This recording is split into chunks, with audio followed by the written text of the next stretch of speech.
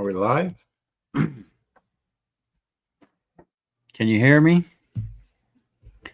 Testing out the new internet out here in the country. What's up, Hunter K? See you scrapping. What's up, buddy?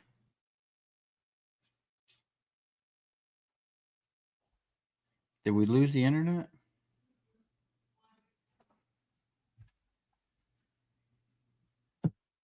The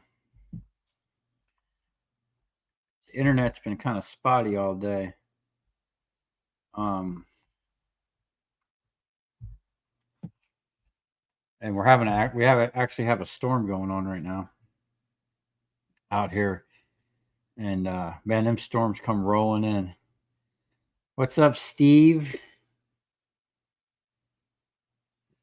I don't even know how to say your last name. Ralston? Mickey Mouse, what's up, dude? From England. Lee, Mickey Mouse is from England? Yeah, he's from England. I think so.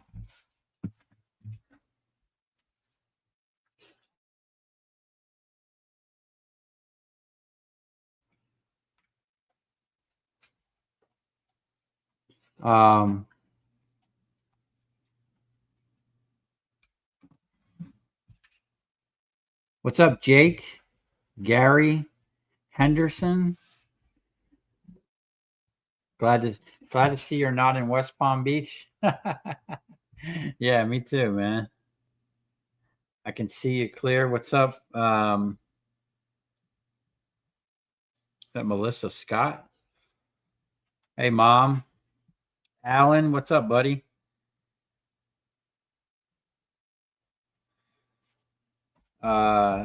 82nd guy. Good to see you. Hey, good to see you too. 82nd. What is that? Is that like the 82nd Airborne or something?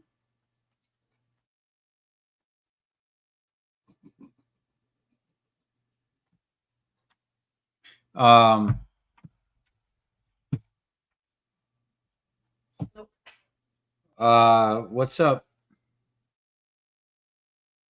Jay from Tech. Hold on.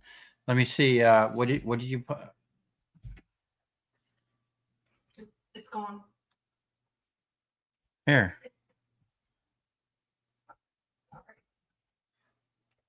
Hold on a second. Let me see this. We got computer issues over here.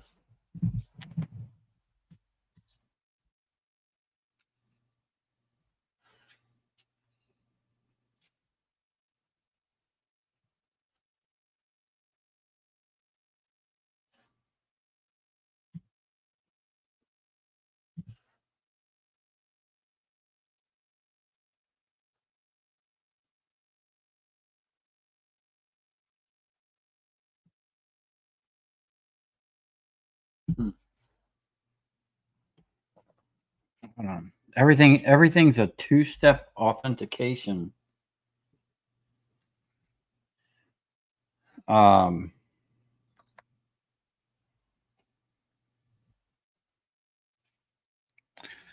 I don't know. Does it say try another way? Mm-hmm.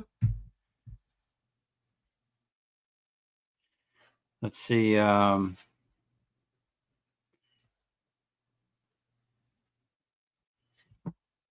Been too busy to watch lately, but glad you got a better place. 7K rent was a lot of scrap. Well, it was 5.5, but still, that was way too much money for the space. If it was a bigger space, it would, would have been okay and worth it. Did you get it?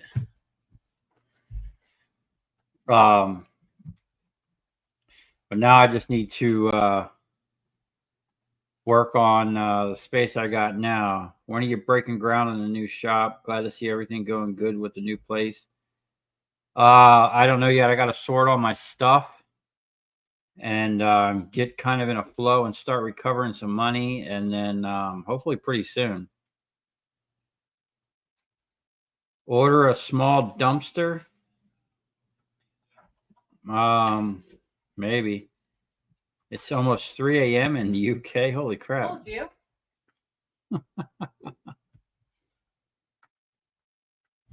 Thought it was like 5 to 6K per month. Yeah, it was 5.5. It was ridiculous. I just watched your video with the big rotors. Is that a recent guy or a recent video? 80-second guy, yes. Oh, that is a helicopter in the background, so that would make sense. Well, thank you for your service, dude, and thanks for watching. What's up, Curtis? What's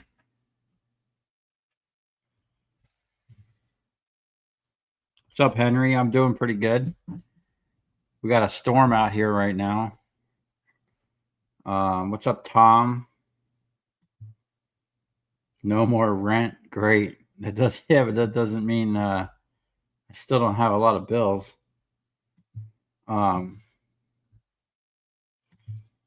Yeah, the new place will be great once I get it all sorted. Yeah, I'm trying. It's a lot to. The moving was a lot, man. You wouldn't even believe, like, how much stuff.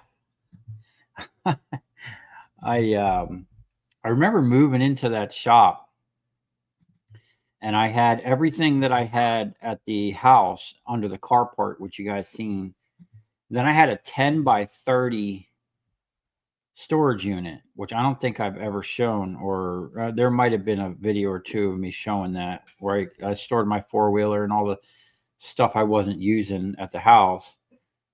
And then it took like me, Oliver, and his dad not even a week to move that stuff. But it took like 2 months for me to move out of that shop.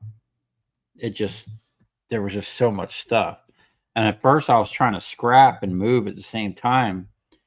And then towards the end, I just had to stop and just start moving. That's why the videos weren't really coming out, because, other than stuff I had to do, like if a customer had a big lot of copper, you seen me strip that one time, I just had to focus on moving. You like the new place, and the horse and the bull are nice? Yeah. Every day I keep getting closer to that bull, man. I feed him from this side of the fence, and I pet him. But I think it was on video. I got in the pen with him the other day, and I was walking up to him, and I don't know, man. He's kind of intimidating. He snorted at me. I didn't know if it was an aggressive, like, grunt or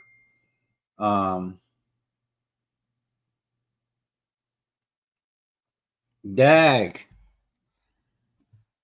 Wow. Frank Daniels. Naples Frank. Hey, man, I really appreciate that. Donation for food and snacks. Hey, man, didn't you just move? Where you at? Did I see you in here? We're still living in a hotel. October 8th, hopefully we move into a temporary apartment. All of my electric and power tools were put in a dumpster because my real estate agent told me no room. What? Whoops.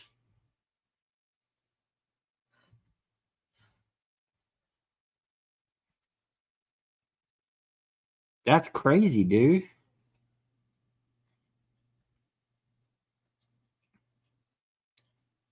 What's up, Corey Dean?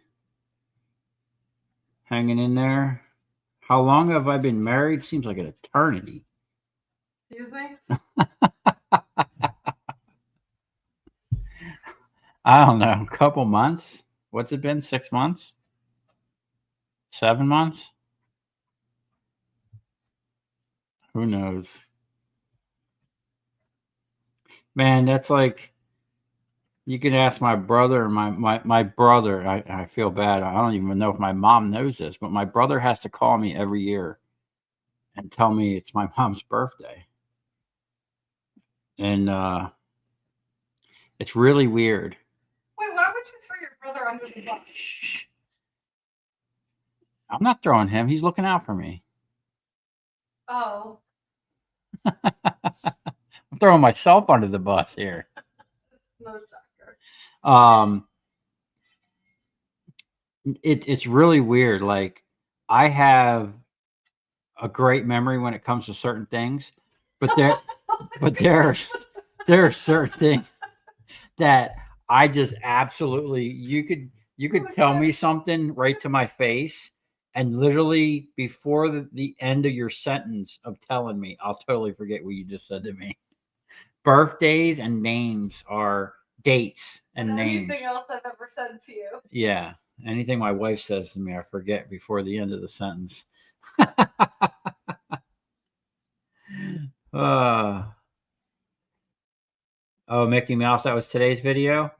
Yeah, I'll be cutting them stated. I was going to cut them tonight, but it started raining, and I had to leave and run to Home Depot to get some fittings. Man, becoming, like, now I got to maintain like a house. That's like a whole thing. Insurance company made us change. Would they make us change the water heater and all the valves at the bottom of the sinks and the toilets? And then, which the hot water heater was nothing really. It was just cutting the pipes, extending them, because we went from a 40-gallon to that 80-gallon that I pulled out of that mansion on Palm Beach. Cost like $5 in PVC. And that's another thing I didn't like, is the fact that this place had PVC, because I was up under the sink and I cracked one pipe, thank God, on the outside of the wall. And then just tonight, I was going back and trying to fix one. Man, I couldn't get one to stop leaking. Turned out it had a little crack in the PVC, or CV PVC or something, whatever the new crap plastic they're using for the water in these houses. It really sucks that it's not copper, but I had to stop and do that. But yeah, I got a whole bunch of brass now to scrap because we had to change all the valves and send insurance the video. One day at a time, man. You'll get there. Keep on keeping on. Glad to see scrapping videos coming back. Moving is a pain. Yeah, it is. Dude, I found so much stuff. And I'm going to go through all that stuff. Like, I'm going to set a couple shelves up, and then I'm just going to really scrutinize everything and go through it. I mean, I'm probably going to keep it all, but we're going to scrutinize it as we go through it. What's up, Nick G?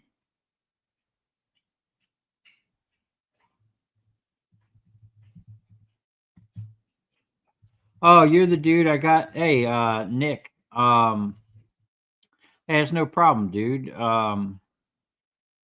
That's the dude I got the he gave me, and I think he gave it to me, or did I pay scrap price for it? No, I paid scrap price for all the little welding tables, but he gave me that nice toolbox, man. I really appreciate that, dude. Don't worry about it, dude. You hooked me up enough. And keep me in mind when you got something going on, dude. Is even if I have to come meet up with you somewhere. What's up, Adam W? Man, I got your box of gloves somewhere. I've been looking for it for like 3 days. I haven't had no gloves in a while. 45 tons of stuff. You halfway forgot about it. Yeah. Scrapping on the fly. What's up, man? There was so much stuff. Not only tools, stuff, projects that I put up on the shelf, but like I found scrap I didn't even know I had. Why don't you get Corey D? Why don't you get your friend to help who over your old shop, who helped you at your old shop? Steve and Oliver helped me a little bit, but this is kind of like a far stretch for them to come out here.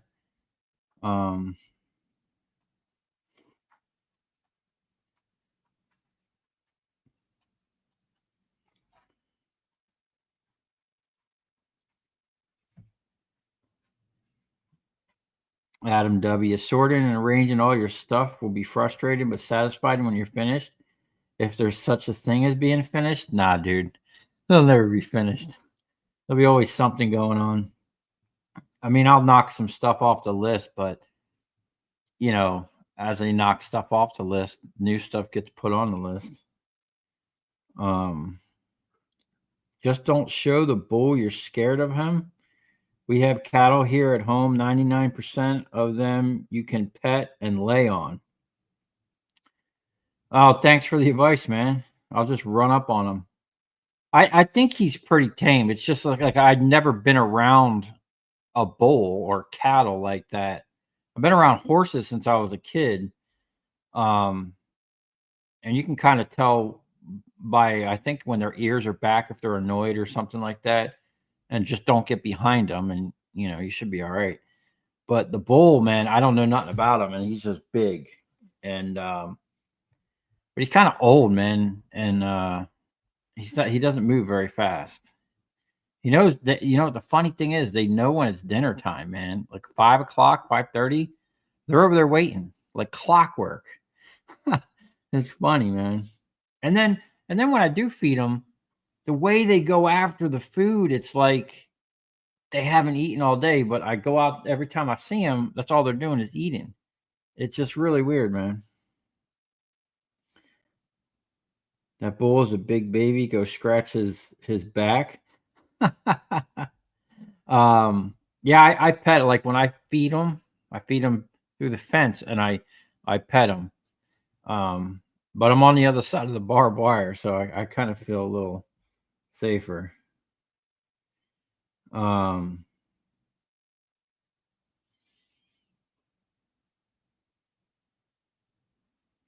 you can hear the look I got on that comment.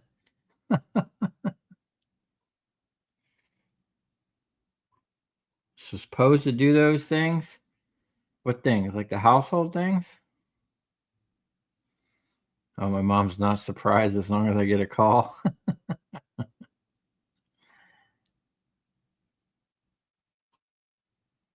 um, oh yeah, I should put a reminder in my phone. Good idea, Adam. I probably still wouldn't pay attention to it. Randy from Canada loves watching your channel. Love your new property. You can do so much with it. What's up, Randy Cooper? There's a Randy that comments? Oh, that's Randy Dobberson, isn't it? Or something? There's a Randy that always comments on my thing. What's up, William? Klein's Lost 40 Lodge.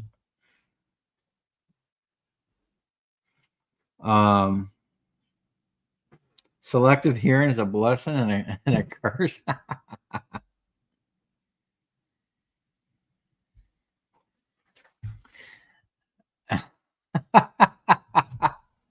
Yeah, I do. When my wife calls me, the number comes at her birthday, and it's just bad. I don't know what's wrong with me. I think I have a mental block or something. What's up, Andrew? Northwest Coins from Alaska.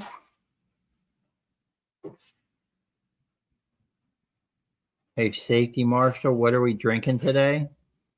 I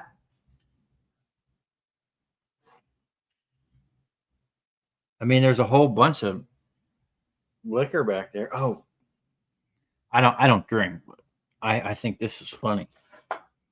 You guys ever seen this?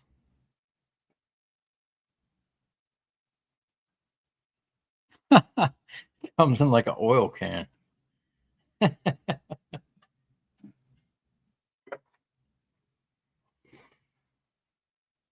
Yeah, I quit drinking when I was 19.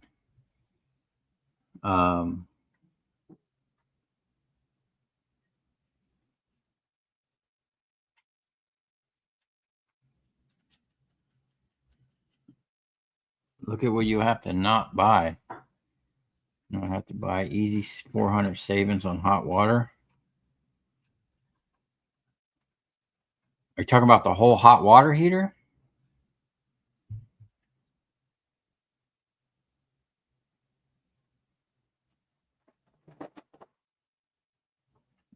Um,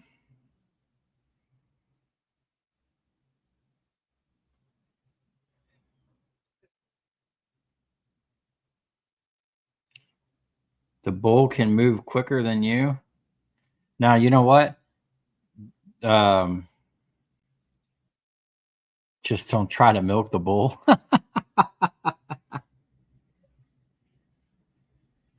Yeah, that's the thing, man. You know, even though he looks slow, dude, I seen him move around, just moving his head. I don't know, man.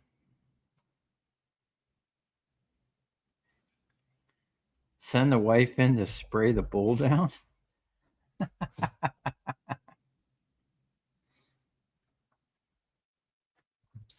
Do I strip 14 gauge wire? Mm, is that like the real small stuff? Um,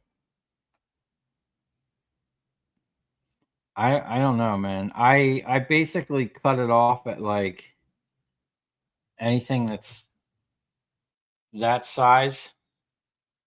If it's smaller than that, I ain't stripping it. Even this is where I usually kind of cut it.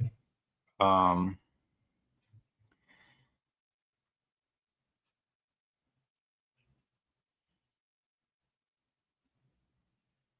you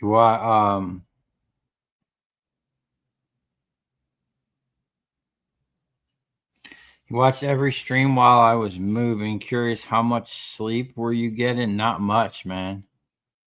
Not much at all because it was 2 hours just one way.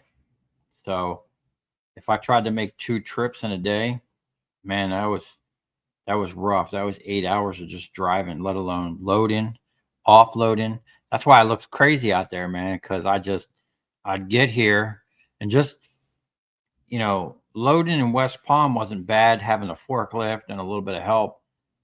But getting out here, no help and no forklift, man, I just kind of threw the stuff wherever just to get it off my trailer so I can finish moving. Um,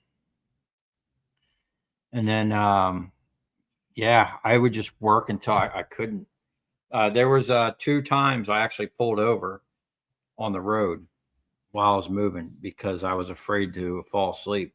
I just pulled over and slept for about an hour. I don't even know where I was. I was like, you know what? I felt myself starting to like get to the point where I was going to nod off or something.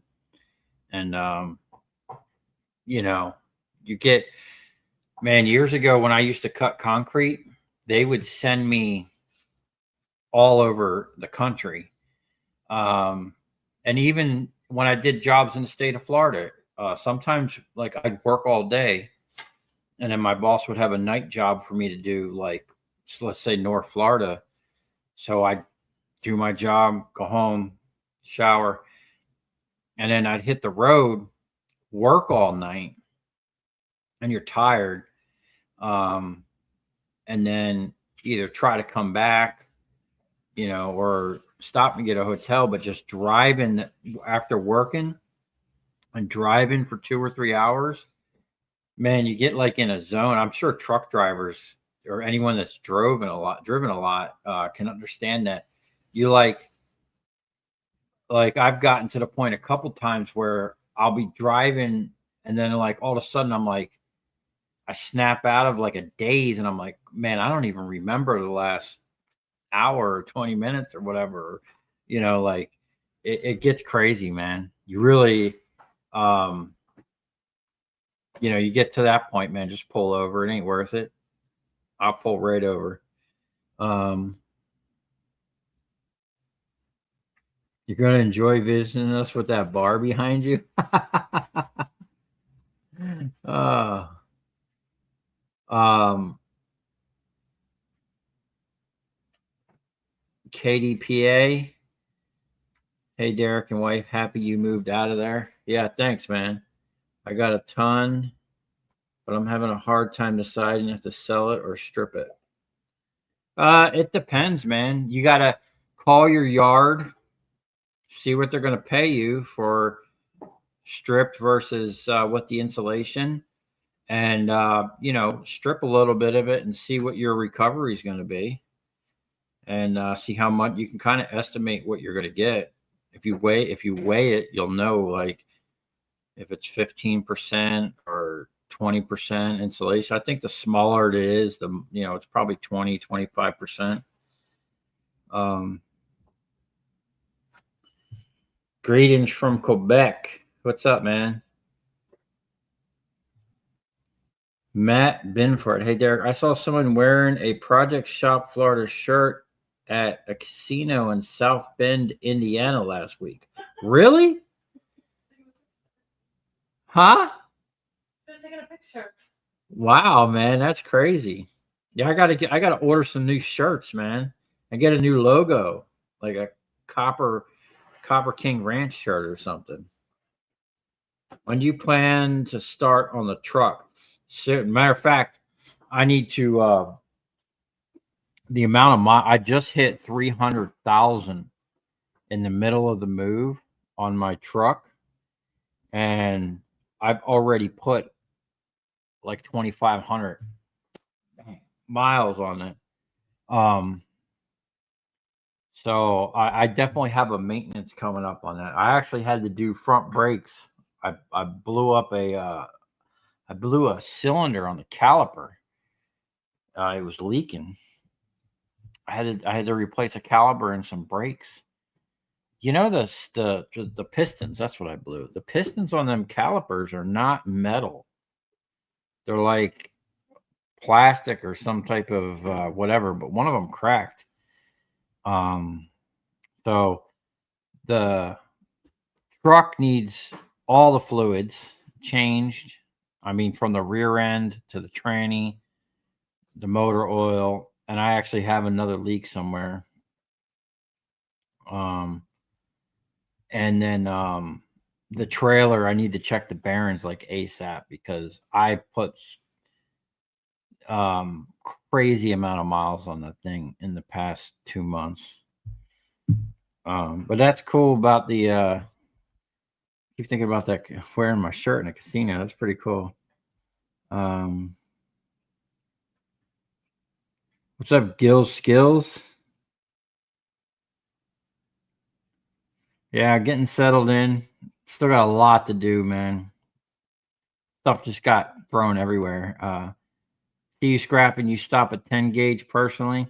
Yeah, it gets to a point where it's like, time wise, a spaghetti wire is not even worth it.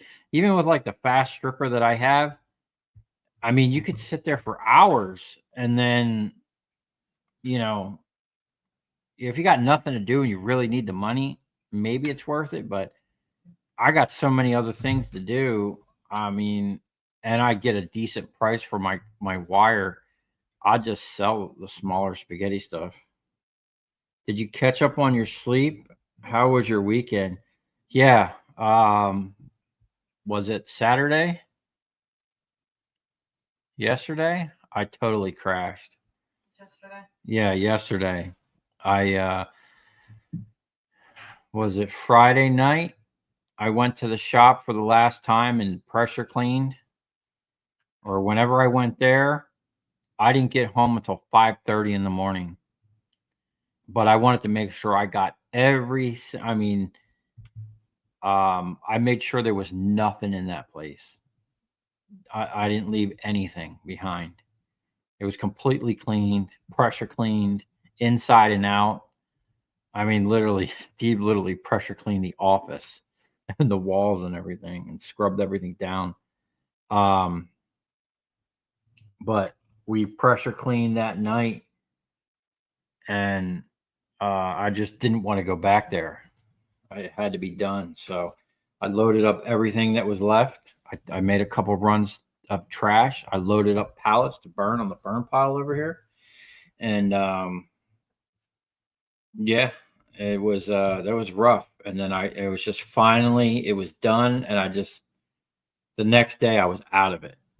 Like not only from just staying up till 5 in the morning, but just the whole 2 months of running and ripping and running. It was crazy. Um,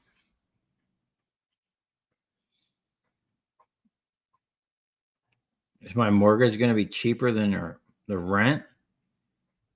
Uh, Probably, but with everything else, it's probably going to equal out. Um,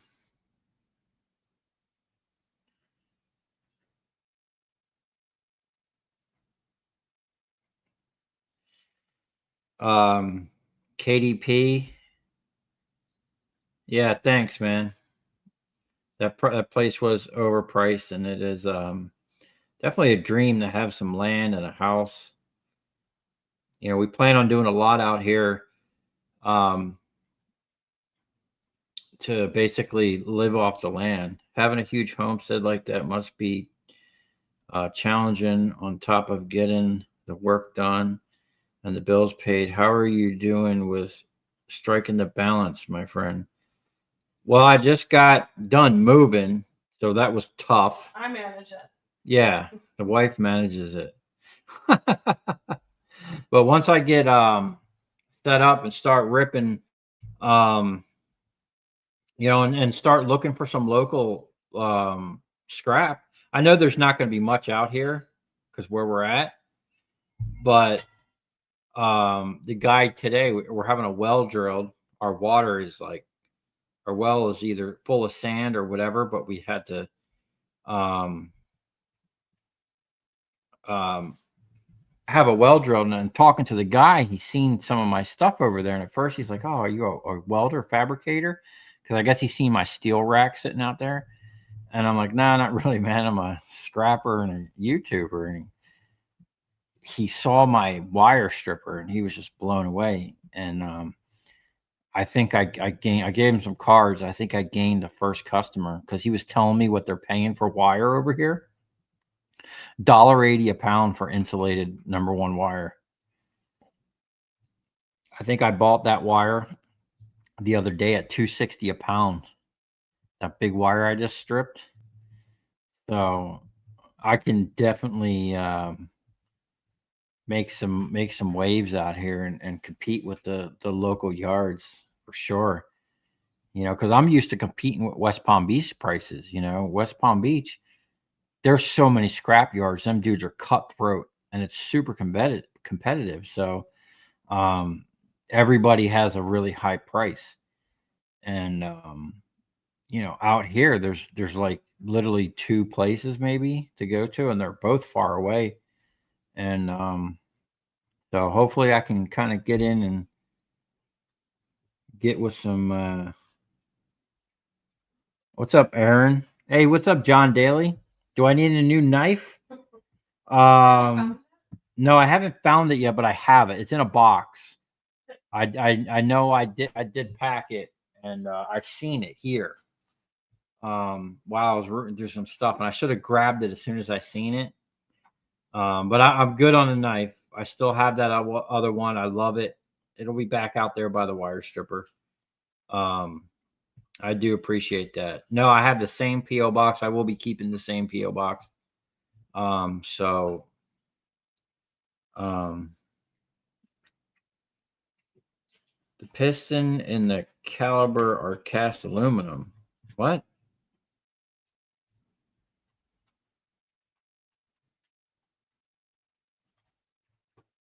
What piston and the caliber?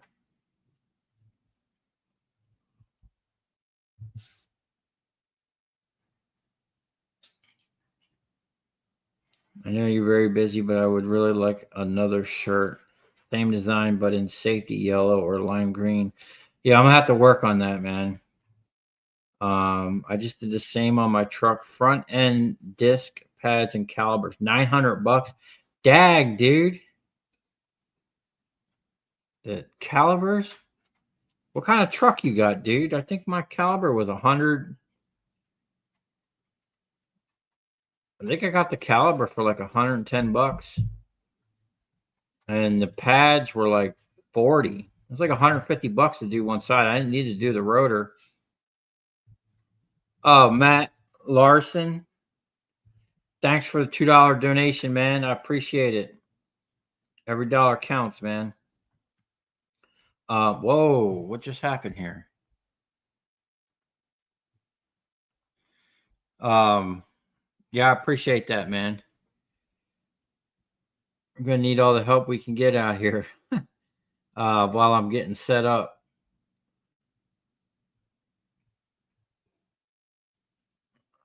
I must have missed it, but how did you find that place? My wife found it. She was searching for, gosh, probably a year, it seemed like, for the right place. And yeah, it was tough. We looked at some places. It just none of them. There was one other place that I really liked, but it was kind of overpriced. Not as much acreage. I liked the yard, the layout, what was there, the structures that were there. She didn't like the house. Oh, that was like a no-go. And then she just kept looking, man. She had her idea. She was actually looking at another place, and the crazy thing is, it looked amazing online. And when she went there, she was like, even driving up to it immediately, she was like, no.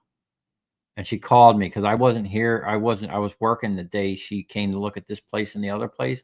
And she goes, there's a clear winner. And when I came out here and looked at this place, I was just like blown away.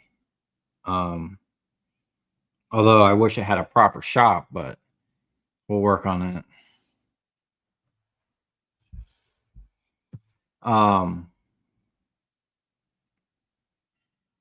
Papa Scrap, congratulations on getting moved. Love watching your channel. Thanks, man. As soon as I'm now that I'm done spending so much time moving, we're gonna get back to scrapping and projects and making some cool videos. Yeah, spend time with the wife.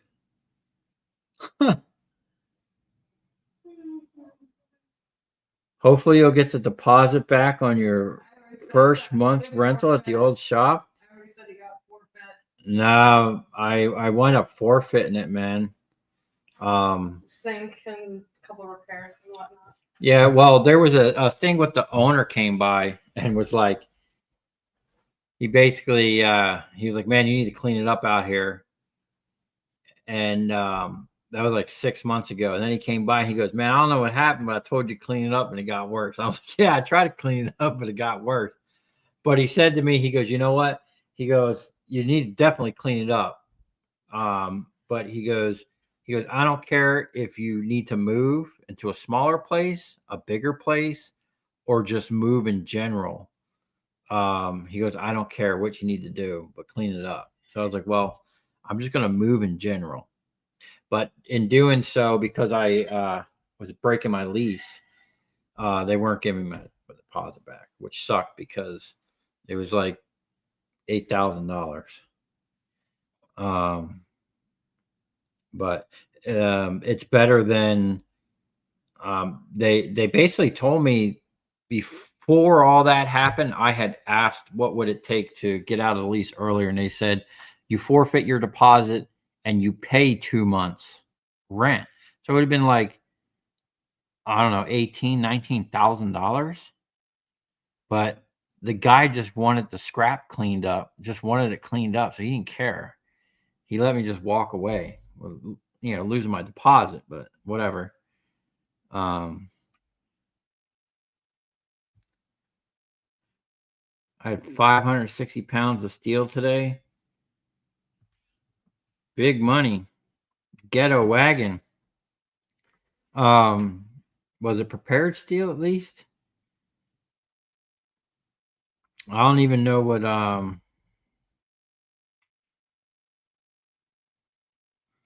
don't even know what steel. I think the last time I sold steel, it was still 6.75 cents. just not even really worth it. That was remember- weeks ago.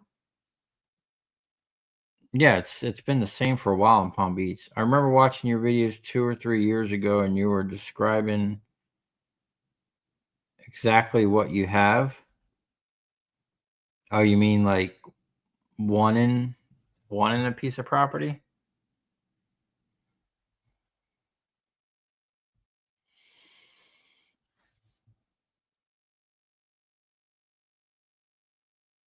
Yeah, I have the advantage of being more centralized. Yeah. I used to have a bunch of customers over on the West Coast. I'm gonna contact them and then just sort back over there and see what's going on because they don't pay, dude. It's literally like almost $1 a pound difference for copper. I don't get it. Um, Panther Killer. Hello from Mississippi. Man, we got some panthers out here.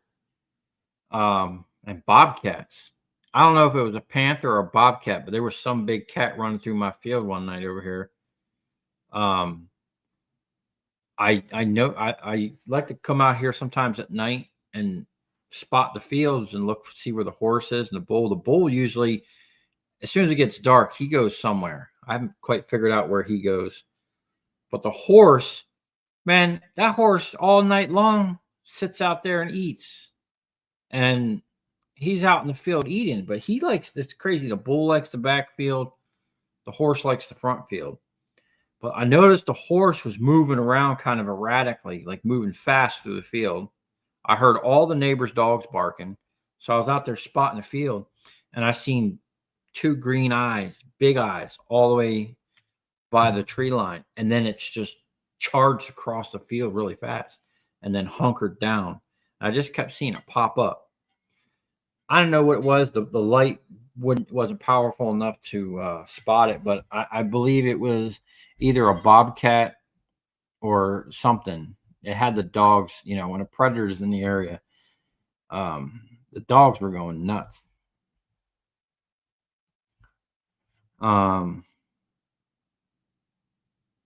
You ever sell nuggets burning in the scrap line?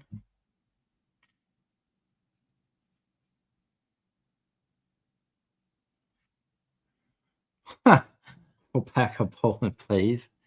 Man, I quit smoking weed years ago, dude. And that's something I never thought I would do. And the crazy thing is now you could just go buy it at the dispensaries and stuff.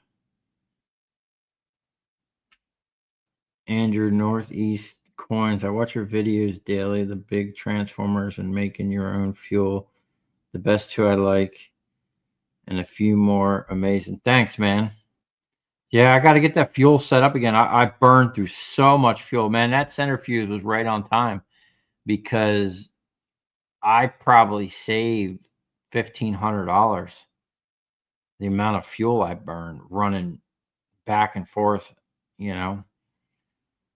towing a heavy trailer. I still got probably 200 gallons that I've already pre-ran through the centrifuge. All I need to do is blend it. But after that, I got to get back on actually collecting. I got a couple people I need to collect from, and I got to set something up to where I can just pull up and transfer it without having to move the totes around with a forklift, because right now I just can't. And I was out there today. I don't know if it actually made it in the video, but they've roughly poured concrete out there. I don't know if they just had extra concrete. Yeah, that was. But it's like in certain areas there's actually some concrete. It's not very thick. I can feel it when I smack it with that pin bar. But it might be enough just to run the forklift on top of. But I'm not really counting on that. I'm definitely going to be ripping that all up and putting concrete.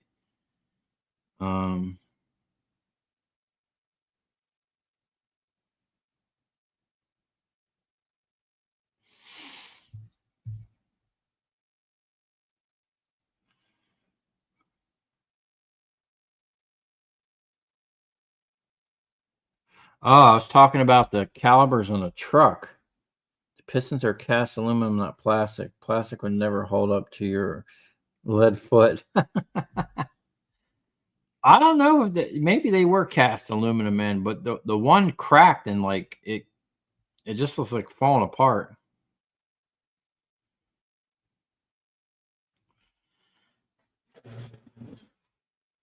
Frank, you bought a Naples Frank. You bought a 3D printer so you can make prototypes. Couple of your latest inventions. Man, I'd like to see what kind of inventions you got going on or what you're thinking about. I got a bunch of stuff I need a 3D printer for.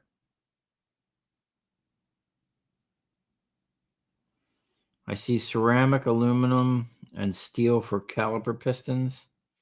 Yeah.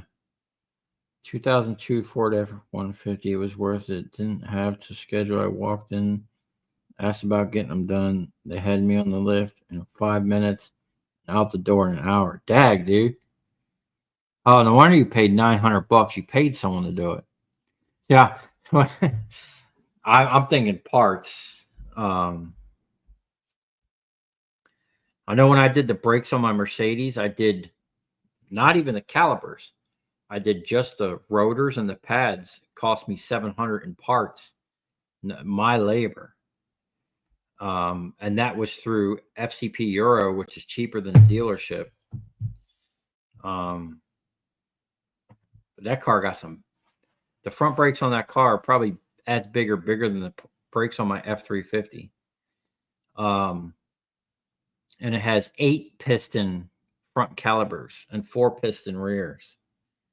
Is it worth messing with small engines on the side? I could have sworn you were doing weld inside work a while back.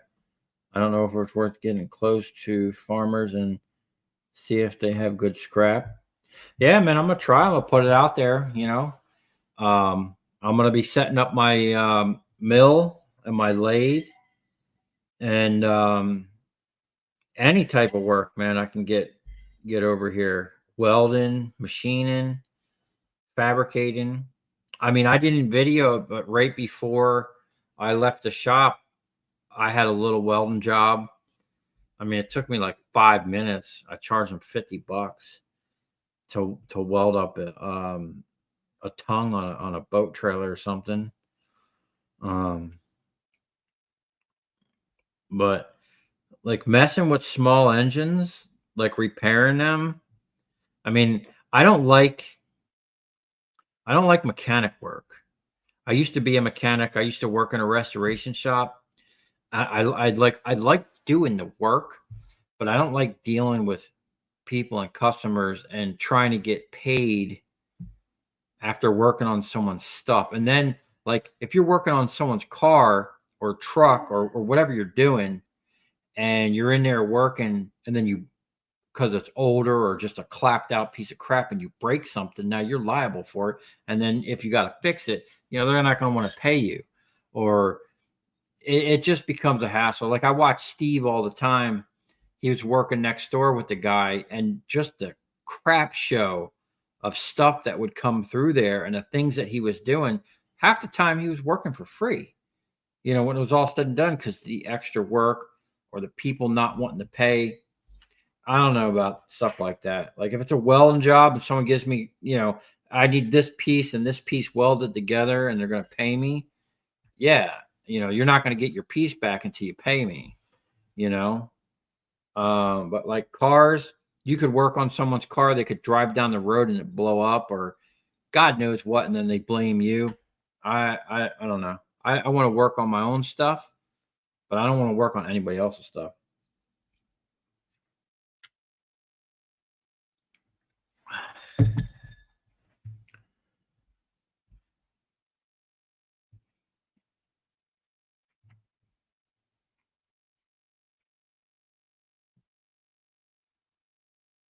We don't ask questions to hurt you or yours.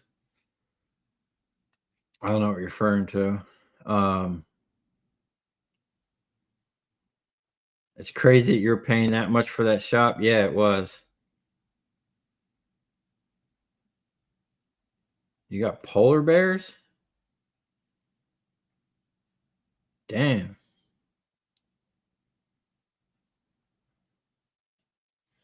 It's like you manifested where you just moved to. Seen any gators? Um, no, I haven't seen any gators out here yet. Gotta go to sleep. Keep up the great work. Well, thanks for stopping by, Alan. Is there a shelter on the property for the horse and the bull? Not really, no. There is some type of weird structure over here. I'm not sure what it was used for. It's like you can close an animal in there. It doesn't have a proper roof, or it might have at one time, but it doesn't now. Um, but there's no actual like barn or like a stall or something for them. It's something that I definitely want to get for them, especially like their water. I want them to come drink nice cool water that's not sitting out in the sun. Um, but like during the day, there's plenty of shade out there. I mean, if they're hot, there's an endless amount of trees for them to go chill under. You're a country boy. Your country now. I mean, I kind of grew up in the country, so it's like going back to my roots. Location. East Coast will pay better than the West Coast because the East Coast can ship cheaper without having to boat around the tip of Florida. Yeah, that makes sense. You could get a 18 or 20-foot dually tandem axle trailer and just haul loads of scrap to Miami once a month. Also, a telehandler might be a good option. Yeah, that a telehandler would be awesome, but the once a month to Miami, that's not. I'm gonna have to go down there once a week, because I don't sit on copper. Like the other day, I stripped that copper. I got quoted $4.08 a pound for bright and shiny. Okay, the day I looked at that copper at the end of the day. They didn't have time, and I was kind of already cooked for the day. It was like 3:30, 4 o'clock, and it was a lot to load that and some other stuff that I got from them.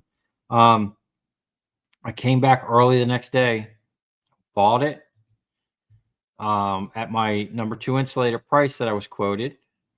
I think I paid them $2.60 a pound for that, and then I stripped it that day and sold it. So within a day, a little over 24 hours, it went down to $3.95 for the bright and shiny. So it lost, what was that, 8 cents, almost 10 cents a pound. So I lost like, $108 in profit. I mean, I still did pretty good on the deal, but still, man, if it drops, it's just you're losing money.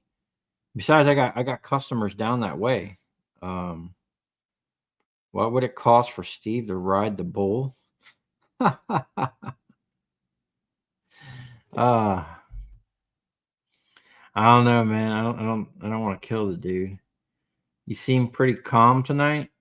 Yeah, I'm tired, dude. I worked all day out there setting up that stator wrecker. What happened to the old shop? We moved. It was too expensive. Country life is beautiful. Yeah, it is. My dad was a mechanic briefly in a small town. The absolute worst was the customers that would stick around and watch you over your shoulder. Yeah, that's I hate that. Um that's why you need to like just have them drop it off and tell them to come back or something, because then they're in there talking to you, distracting you, giving you advice, stuff like that. It's like, man, just go away, let me do my thing.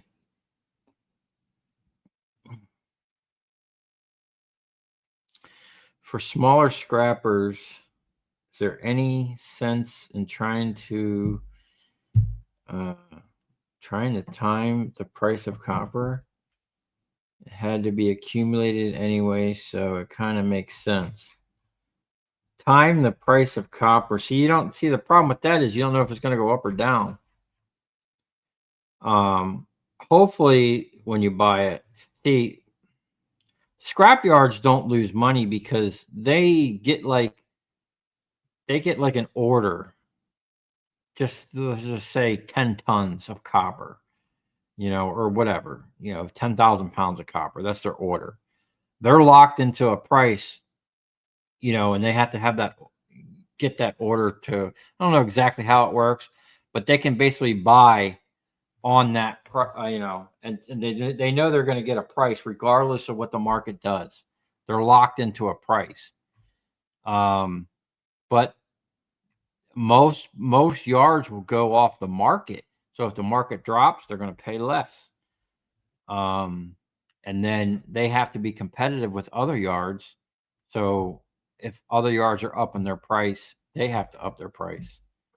It's kind of crazy.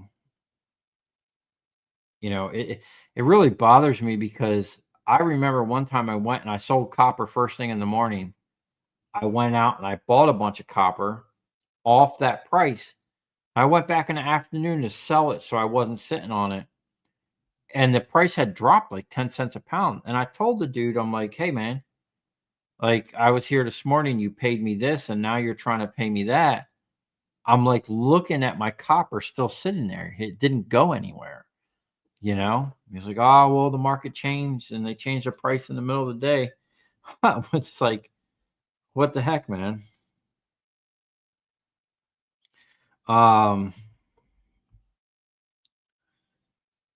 It's going to take a while to get your stuff together at that new property. I'll wait.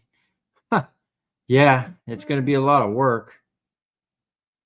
Does Dusty from Merchant Metals still keep in touch with you? I talk to him every once in a while. With the move and everything like that, I haven't been able to watch anybody on YouTube, man. Not only the scrappers, but like the stuff that I normally would watch, like non-scrap. Like I scrap all day. It's not. I usually don't want to watch that when I'm winding down at the end of the night. I like watching like machining channels, or race car stuff and stuff like that.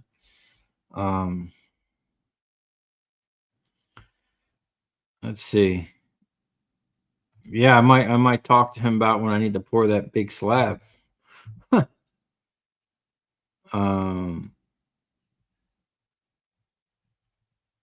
God's blessing. Stay safe out there working at night working.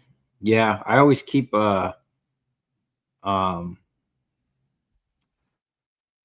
some hardware on me.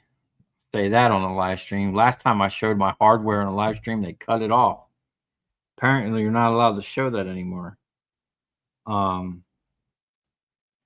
yeah, what's crazy, man? There's just out here, it's super dark, and you just hear so many noises. It's crazy.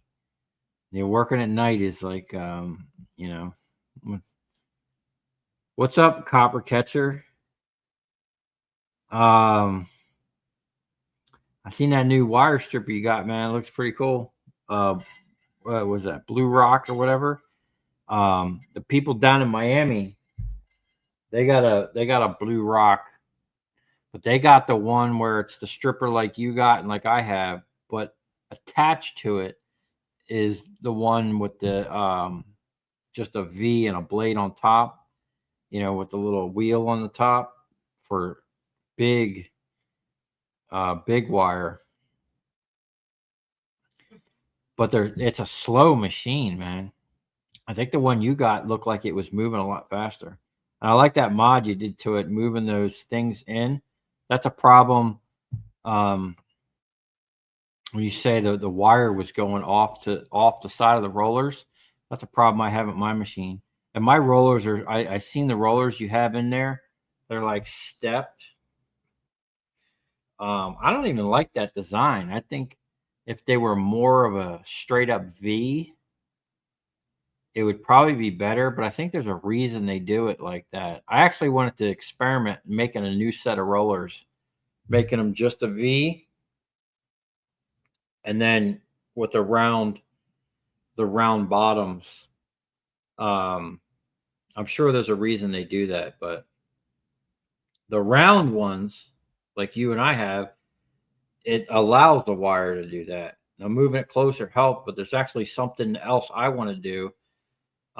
It's going to require me to actually just build a whole new system across, and then it's going to guarantee that the wire has nowhere to go but forward.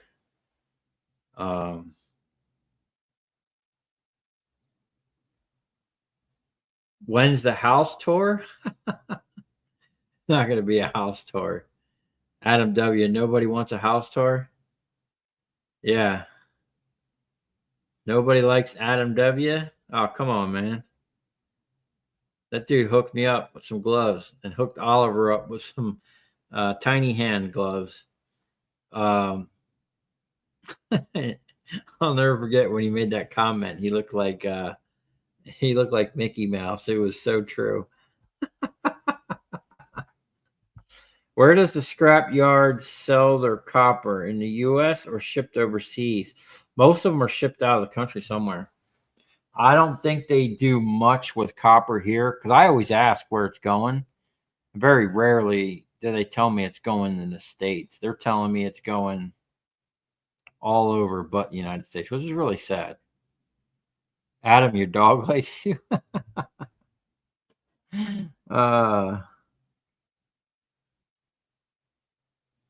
You need to get that flamethrower built?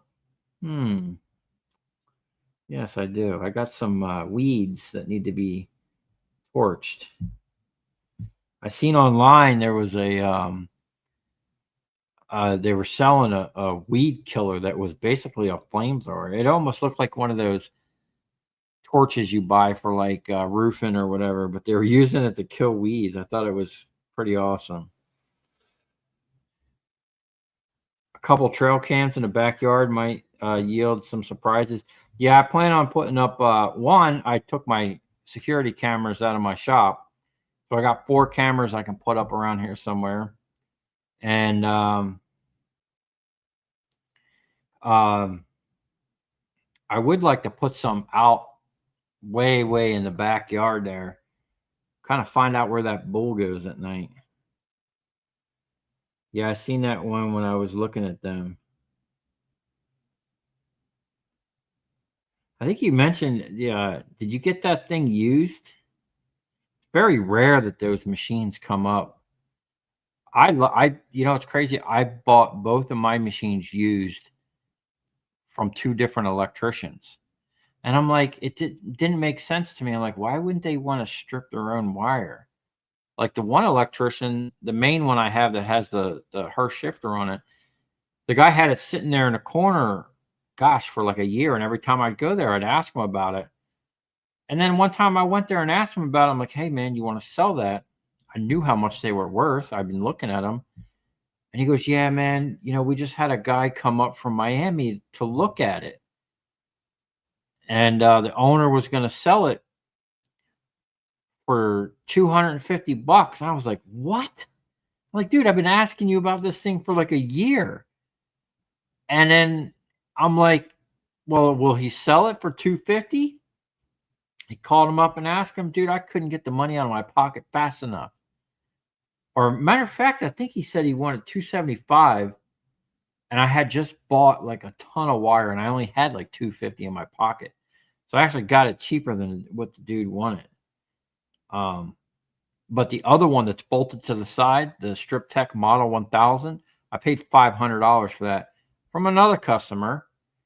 And there was nothing wrong with that machine. They were actually using that to strip wire, but the owner's son took over and was like, yeah, we're not going to strip any wire anymore. We're not going to waste time with that. We're just going to sell it and sell the wire stripper. I was like, well, I'll buy your wire stripper and then buy the wire from you and strip it with it. I rarely use it, but the thing does come in handy, especially if something ever happens to the other machine. But the other machine, it was missing the caps for the springs on the top that the all thread goes down into. I just took a nut, drilled a hole, and cut it down. And man, I bought it in pieces. I put it back together, and I had that thing stripping in 30 minutes once I had it back to my shop. Never looked back.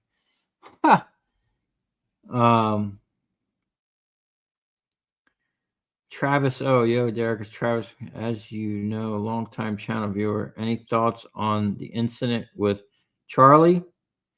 So my thoughts on that is, I honestly don't believe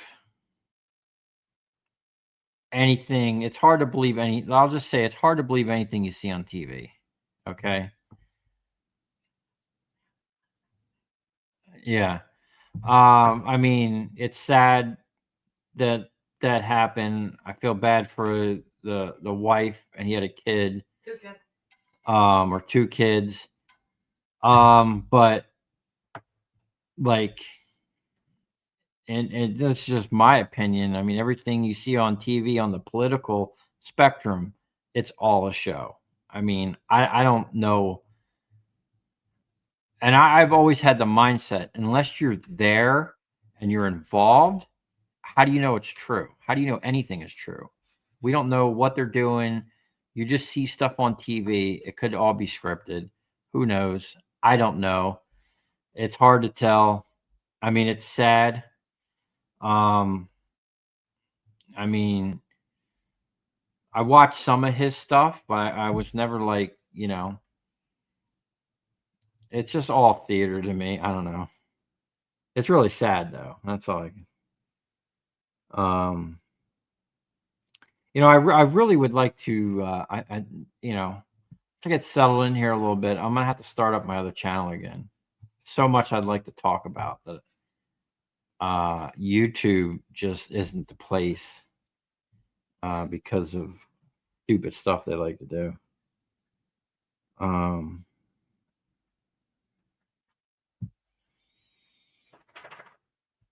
I wonder if you were going to share your thoughts on the tragedy earlier this month, the big one. Yeah. You know what? You know what's crazy, man?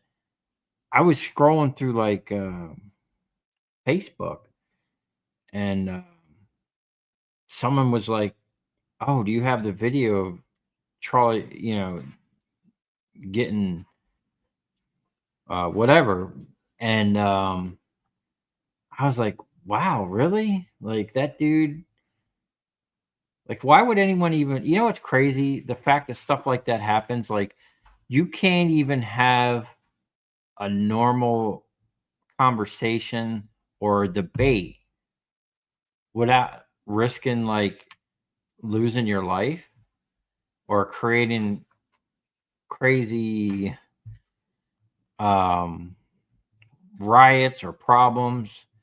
And, I mean, from what I could see, the dude, he was basically talking facts, talking to people that are just, I don't know, in my opinion, probably should be in the loony bin. I don't know. That's a whole nother, I don't even want to go down that rabbit hole right now. But I would love to talk more openly about stuff like that. Open carry legal in Florida starts Thursday. I mean, I've went over this on my other channel. Open carry is legal everywhere if you actually know the law in the United States. And I proved that by getting my guns back and threatening the courts. I mean, it literally, these courts, these lower courts, they don't have the authority to overturn Supreme Court rulings. And, just look at Mulberry versus Madison. And it clearly states any law repugnant to the Constitution is void, and you can engage in such activity with no problem. Dude, they couldn't get me out of that court fast enough when I told them that, and I put them on the spot with that stuff. But I'm not a lawyer, so Put a camera on the bull.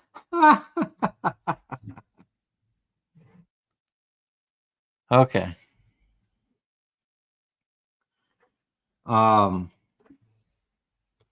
Yeah, I should put a camera on the bull. That'd be pretty funny. I mean, you just watch him eat and poop all day, but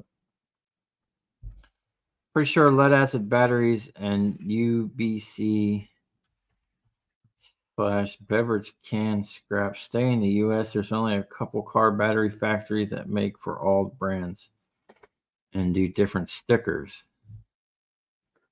based on QC checks. That's a possibility. I wouldn't doubt that. But I know for sure there are different grades of batteries because, years ago, I used to buy my batteries from Walmart all the time. I mean, the ones in my truck are still from Walmart, but they would last for years. And now, if I got 2 years out of a Walmart battery, man, that's pushing it.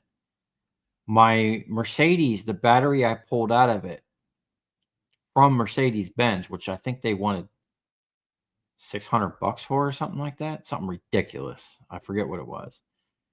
Or it might have been 300, 3 or 4. No, I'm pretty sure it was 600. That battery lasted for 6 years before it finally went bad. So they have the ability to make a decent battery. It's just that they're giving us crap. Me and my wife were talking earlier about like appliances. It's all planned obsolete something, obsolescence, something like that. I can't talk.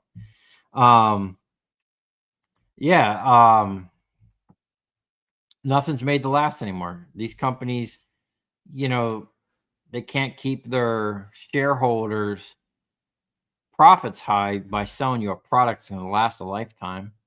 They need to sell you a product that's going to last 4 or 5 years, and you got to buy another one.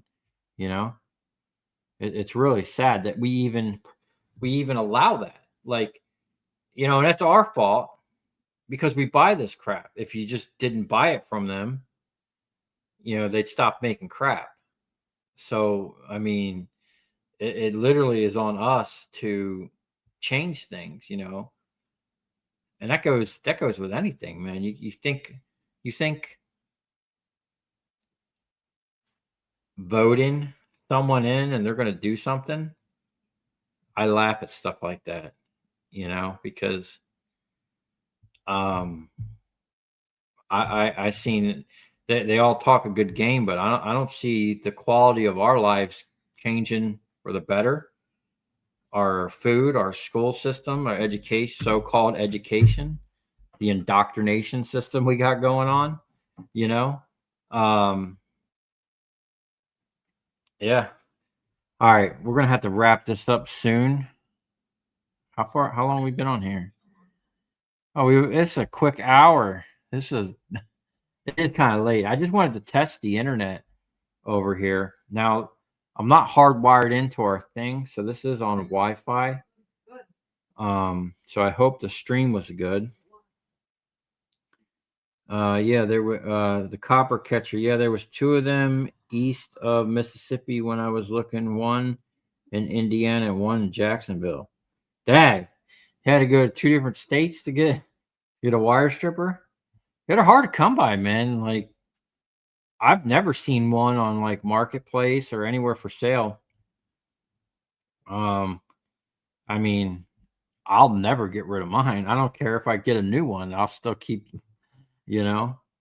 but I mean, that's crazy. You got that one look brand new. I thought you bought a brand new one, man. Someone must have bought it thinking they were going to start a scrapyard and never did anything with it.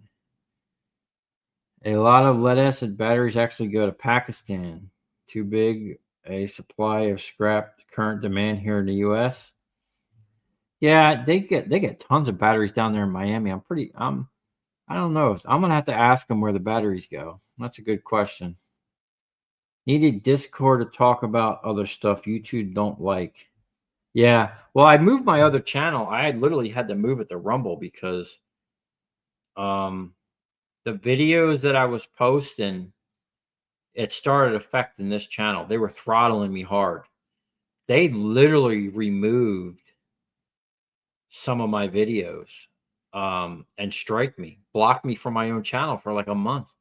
And all I did was talk about a certain somebody that right now is currently the biggest farmland owner in the United States, wants to block out the sun, is heavy into the,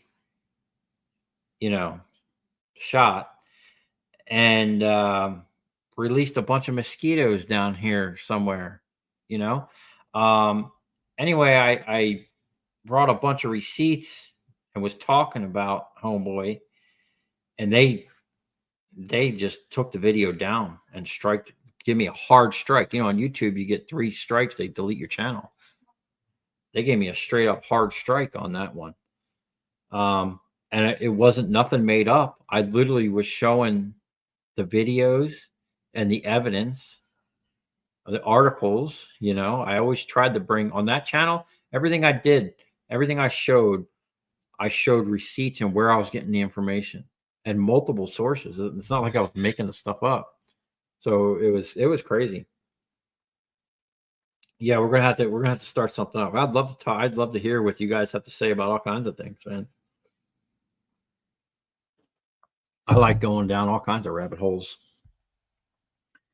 Hope you have a great night. Long day tomorrow. Yeah, I'll be heading to Miami tomorrow. 3-hour trip from here.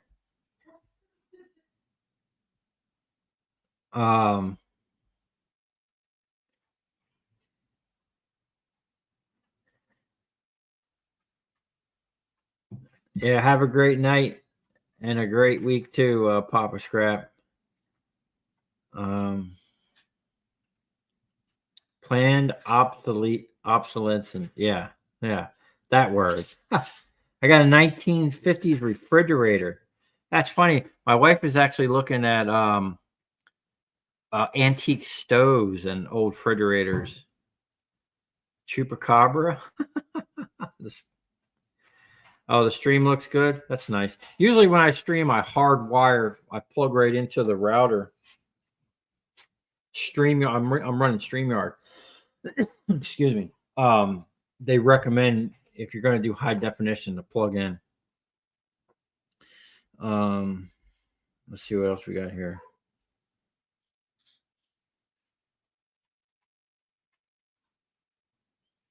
Can you explain how far I am from my old shop in relation to Miami and Palm Beach? Well, my wife doesn't like me giving out my location.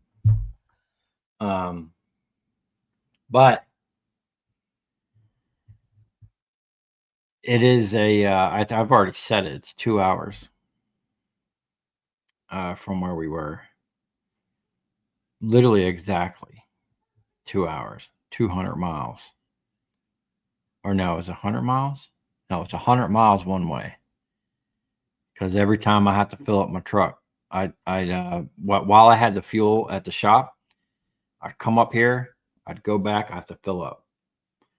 And then I moved the fuel up here. So I had to make sure that so I can get home without going to the gas station, make sure I fill up before I leave, drive down, do what I got to do, come back, make sure I fill up. Because my truck, anyone that's owned a, or at least the 2000 to 2003 or early 99, late 99, Super Duties like I have, both of my trucks, same issue. The screen in the bottom of the fuel pickup falls off, into the tank.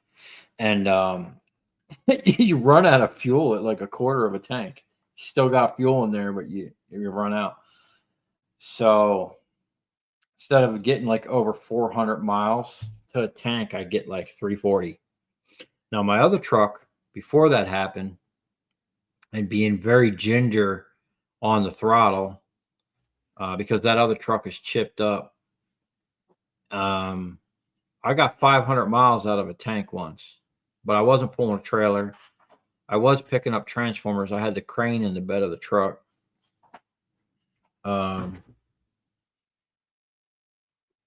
It's like taking scrap to Chicago. Yeah, but I knew that was going to be the deal, and I still have my customers down there, So I get up a little early, head out, sell some scrap, weave my way back up north, and then um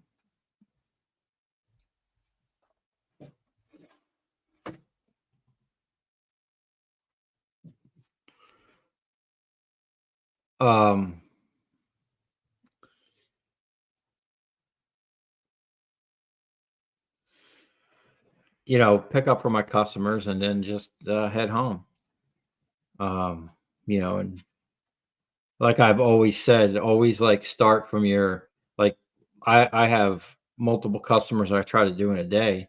So I always try to go to the furthest one and pick up and then work my way back, because the heavier you get, you don't want to be hauling that weight super far. Oh, it's crazy.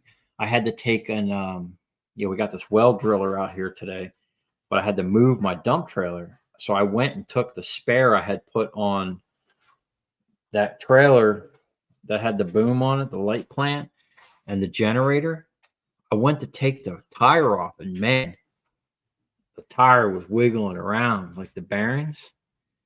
So I think like the grease that must have been in there. I know that trailer wasn't driven that much, but the grease, I changed that tire before I left my shop, and I would have felt that movement. I think that bearing is shot, and I think I just made it here with that trailer. God must have been looking out for me that day.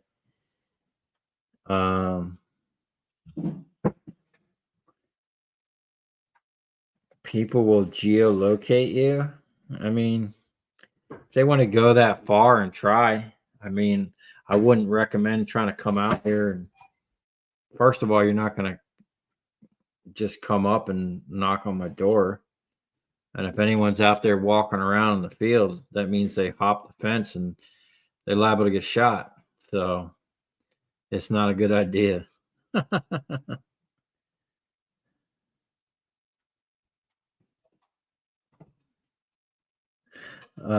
We're not stalking you. We're just trying to figure out your new logistics.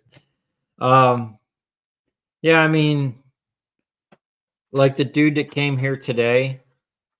I mean, obviously they came here and we hired them to come drill a well.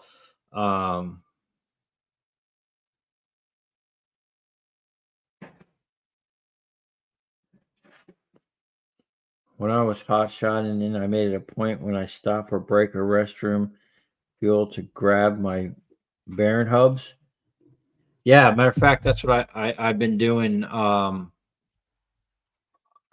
used to keep an infrared thing with me to check all the temperatures, but just that's a great thing, man. That you said that. Just touching the bearings, your hubs with your hand, you can tell the difference. I did that the other day. I was driving down a new route to Miami. It was the longest I have ever taken to get there, and I was hauling that copper, and I had a cap blow off, not a cap, but the tread blew off one of my tires, and I kind of knew it was coming because it had like a snake in it, when you get that. But I'm set up to change the tires quick. Probably took me 3 minutes, 4 minutes to get a new one on there. I'm like NASCAR on the side of the road when it comes to that stuff. But I went around and I literally did exactly what you just said, man. I grabbed each hub just to check, because that was a long ride with that amount of weight. And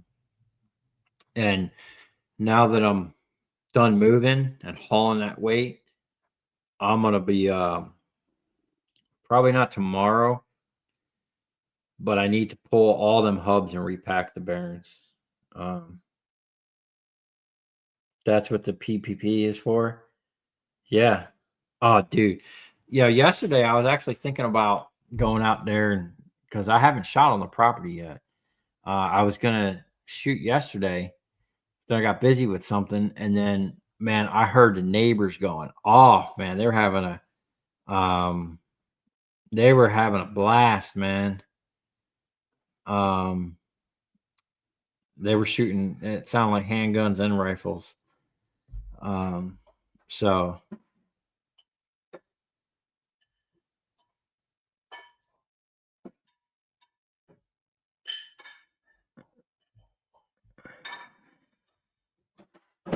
a whole bunch of questions just popped up that I didn't say. Found your channel via Thumb in Canada. Thub. I always thought he was Thumbprint. It's Thub. I've been binge watching for weeks. Thanks, man. Okay. I ran about 100,000 miles a year when I was hot shot, and I only packed my bearings twice a year. Wow. That's a lot. You got a big, were you running that big fifth wheel trailer you got? Yeah, I run my trailer. That trailer I run is not that heavy. It's not as heavy as people think.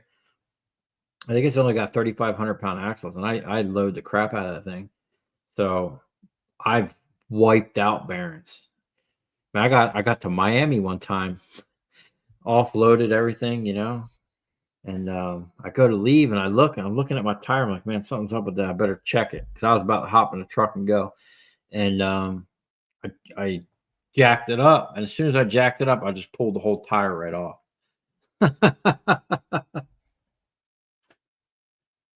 Yeah, that was a trailer you're running. Yeah, that's a nice heavy trailer. That's going to be one of my next. It's something I got to get, especially being where I'm at, and I'm going to have to try and fit more when I'm out. I need to be able to pick up more, and especially when I'm hauling, I need to be able to haul more in one shot without being at the capacity of the trailer, because that's just not safe, not only for like me but other people on the road. I mean, the last thing you want is your tire to come by you or something crazy. Things get crazy when you're hauling a lot of weight. So how deep is your well going to be now then? They're going over 200 feet. So we're supposed to have a deep well here, but it's not. And we have a pump that's up on top right now. They're going to run a 4-inch, 200 plus feet, and it's going to be a pump down at the bottom. It's going to pump it up. It's going to be a way better setup. So unfortunately, I was going to try to get some footage. Maybe I can get my wife to film some footage of them drilling. I'm going to be on the road tomorrow, so I'm not going to be here when they're drilling that.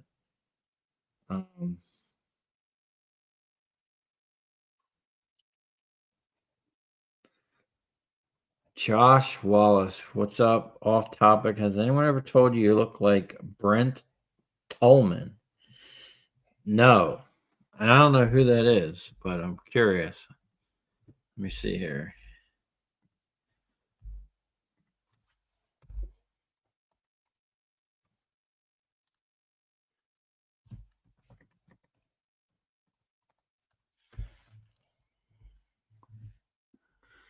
Brent Tolman.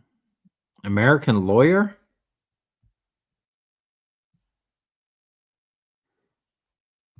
Hold on a second. I don't know if I got the right person.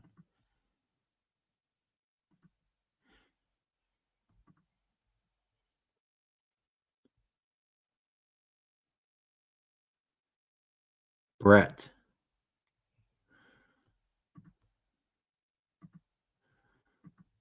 I had never even heard of this person.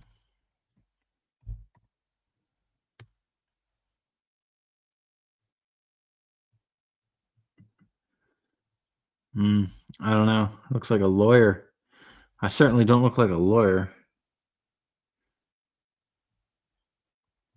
Or is it this former federal prosecutor dude?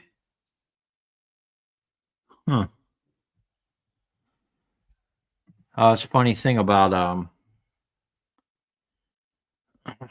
we were talking, or I was mentioning like the Big Show, and when you're talking about Charlie, um, funny thing about like most politicians are bar attorneys.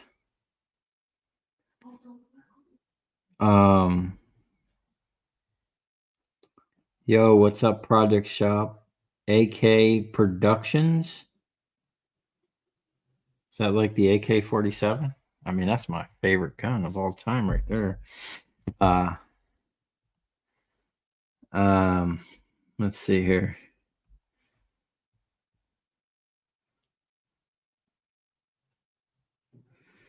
Awesome that you're going to add solar. Can't wait to see how that unfolds. Yeah, I got to get on that quick, man. I have a couple little solar panels. I need to do something with them. At least I can charge like some batteries with it or something. He's in Congress. Oh, you want a dump trailer like I have? Yeah, that thing is. I think it's awesome. I need to do some studs on it. I took the wheel off to put in the other tray. I went to put it back, and I noticed when I took the lugs off, the gun was struggling just to get them off. And I was like, well, I knew they weren't going to go back on. And sure enough, I only got half of them to go all the way on. The other one's kind of stripped halfway. No, he doesn't. He looks like Hacksaw Jim Duggan from the WWE. Oh man, that dude was crazy.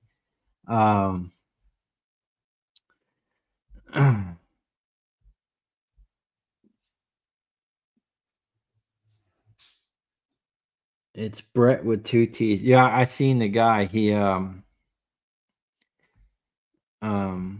he looks like he's in politics. Dude with a beard. Oh, but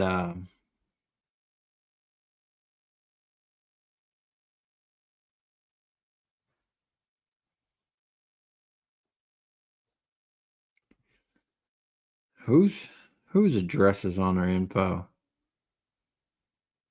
Where can we send stuff to? Oh, yeah, I got a PO box on my info on my YouTube page. You can send stuff there, whatever.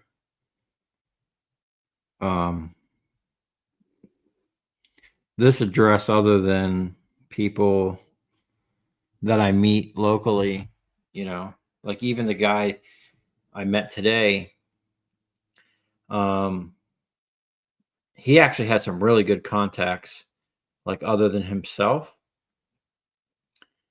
But it's like I always had a pickup service. So even my shop, I mean, I was there for 3 years. Maybe 3 people, would come to the shop. Rarely would I have anybody come to the shop. One, it was hard for me to be there at a certain time because, if I get a call or whatever, I'd be out on the road picking stuff up, and then I'd come back and I'd be there late. At any of my shops, I never really had people come. And then, now it's like, this is my home. Do I really want people coming here? It kind of excludes a lot of work. But I'm gonna have to figure that out. Like once I build a shop up there, I could probably have people come to the shop. They wouldn't even see the house, I mean, the property's big enough. We can have separate areas. But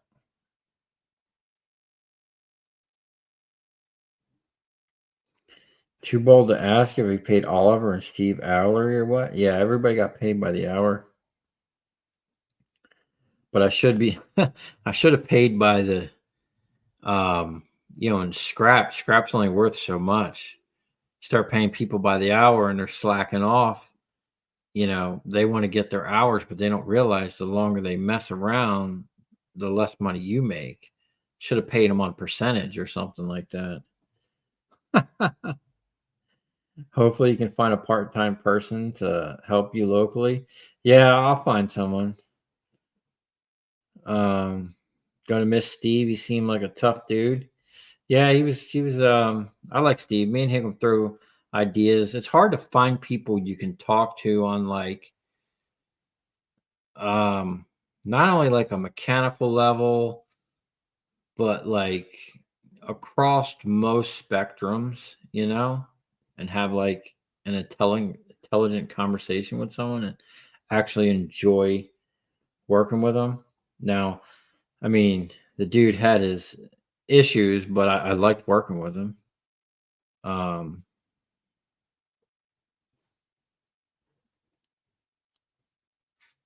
sure the water well guy will do it.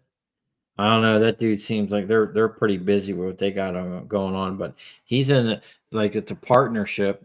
The people that own it, and the one dude, he don't care about nothing. He just move on, throw it out, whatever. The other dude saves everything.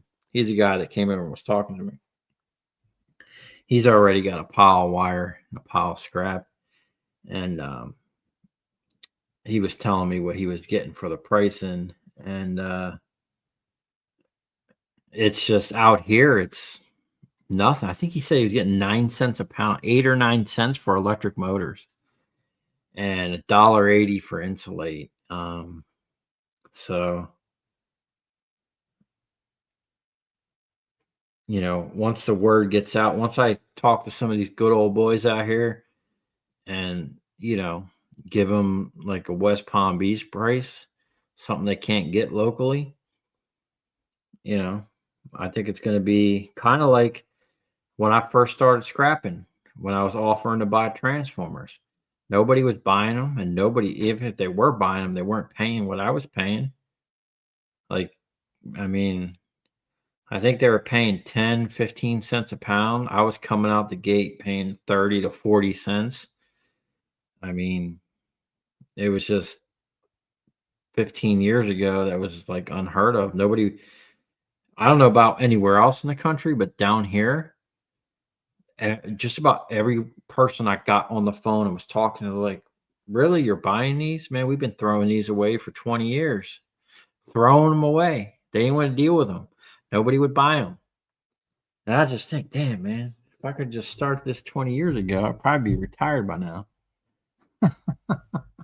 I got in on the back end of the transfer. I mean, I had a lot of good years, but I got in on the back end.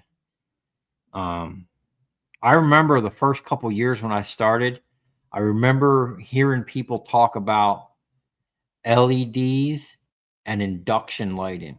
You probably, most people probably never even seen an induction light, but there was, it almost looks like a fluorescent tube with these aluminum things around it for the ones that I've seen. But I've gotten some induction light, through the years, but that was going to be like the next thing. It was either going to be LEDs or induction lighting, and induction lighting never took off. Unfortunately, the LEDs did, but hey, they're having problems with the LEDs. I was just, the guy I got that wire from the other day, he told me, he goes, yeah, man. He goes, we did this car dealership, I don't know, 5 years ago, 6 years ago, and they're ready to do the whole thing again. And the crappy thing about the LED is you basically got to replace the whole fixture, because the way the LEDs are on the board, they're like glued on. They're not really made to be maintained. The old HID fixtures, I mean, I got ones that are sitting over there right now. They probably were put up 20 years ago, and they were maintained. All you need to do is open the glass, change the bulb and ballast. It's real simple. Change a bulb and ballast. You can change them constantly, and as long as the fixture doesn't rot, it'd be good to go. These LEDs, you can't change the bulbs, the actual diodes, and then the drivers after a couple years, like you can't even get the parts; they're obsolete, or the first gen, um, they just take them down and put new ones up. A law would be perfect on your property and heavy lifting. Yeah, I mean that's kind of a big piece of equipment. I'd be plenty happy with like a Bobcat. Would probably fit me more, or like a little farm tractor, something that I can not only use to offload and load, but I can use around this place. Like that Kubota I had out here. I mean, the guy wants $20K for it, and I just right now it's tough. Because there's so many things I need to kind of swing. I'm trying to work a deal on where I can kind of pay him, but I don't know. I think he just kind of wants everything in one shot, wants to be done with the deal. But I'm still working on him. But that thing, he's got auger attachments for it, and there's tons of other attachments you can get for that. That'd be perfect out here. I got 20 acres that's completely fenced in. You know how many fence posts are out here? There's probably thousands of them. And some of them probably need replacing.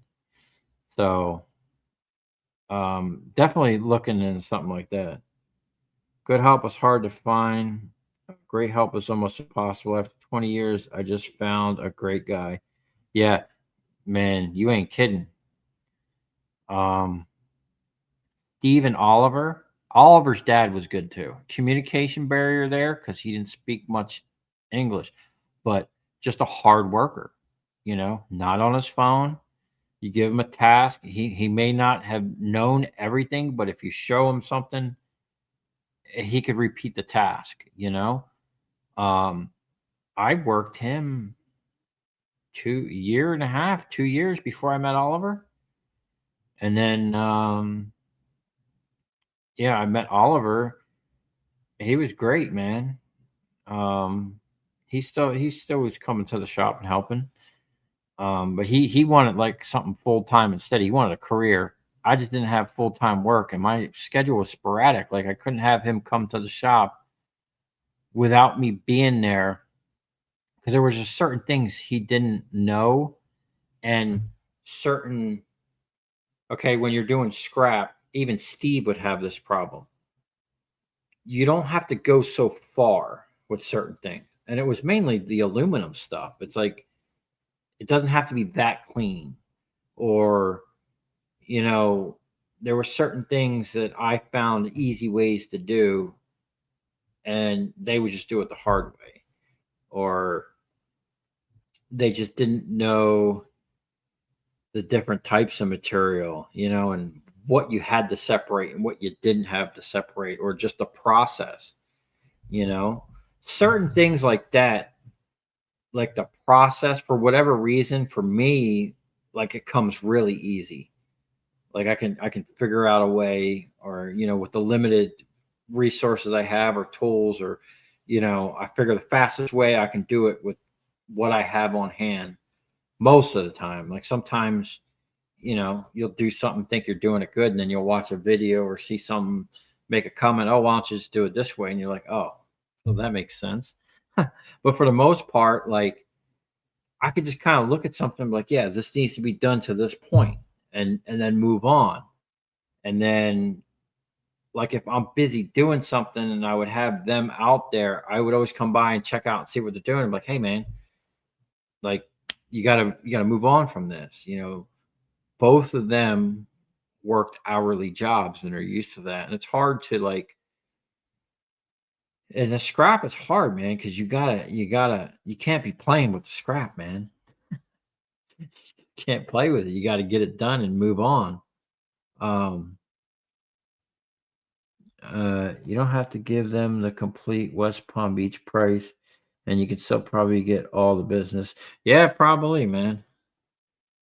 It's all Chinese shit. I find LEDs all over the place. They're always work too, only good for home use, but still. What do you mean you find them? So a lot of times, I get them back from scrap. They'll change out like half a parking lot will be dead. They'll just change them all out. right? They'll get tired of messing with them. So some of them still be good. Some of them, the diodes be bad. The drivers are good. Some of the drivers are bad. The diodes are good. You know, and you can kind of go through and make a bunch of good ones out of it. But it's tough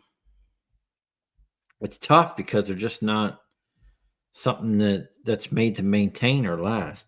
They have smaller laws. Yeah, I've seen the little ones. I need something. I mean, I need something with like a bucket or, you know, the forklift.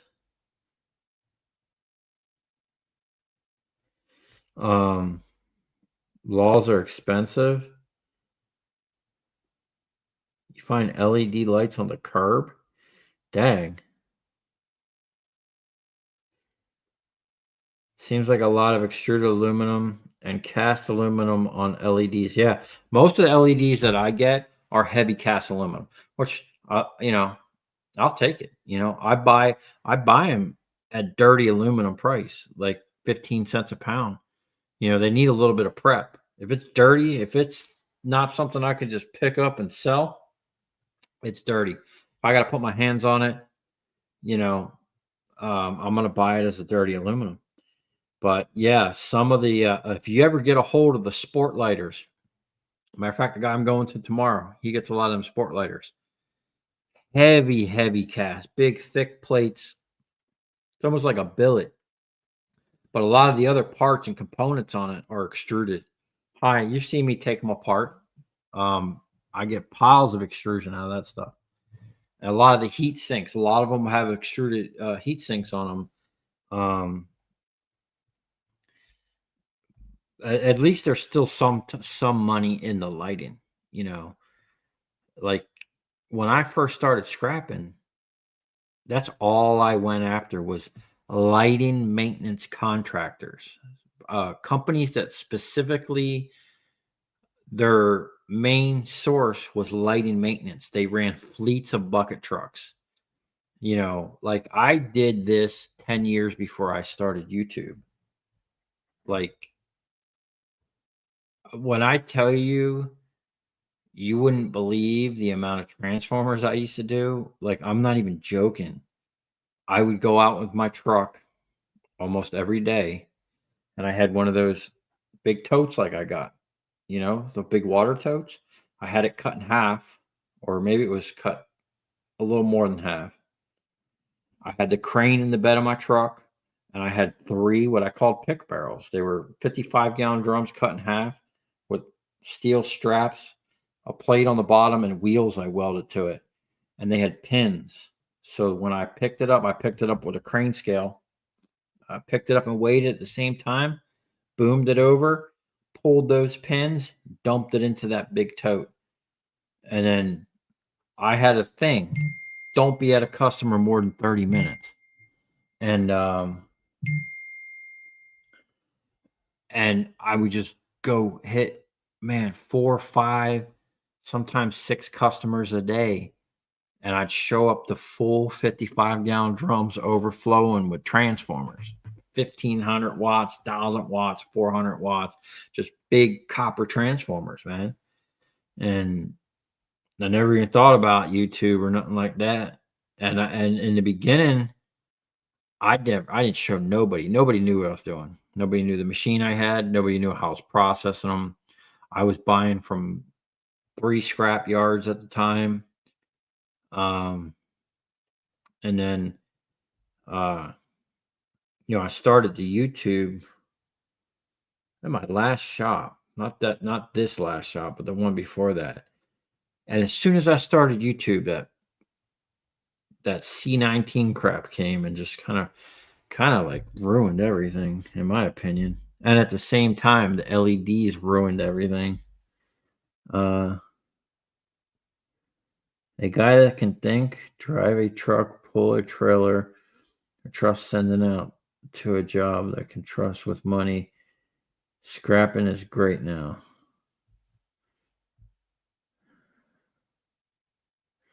Yeah, that's a lot, man. A guy that can think, trust with money, and not wreck a truck. See,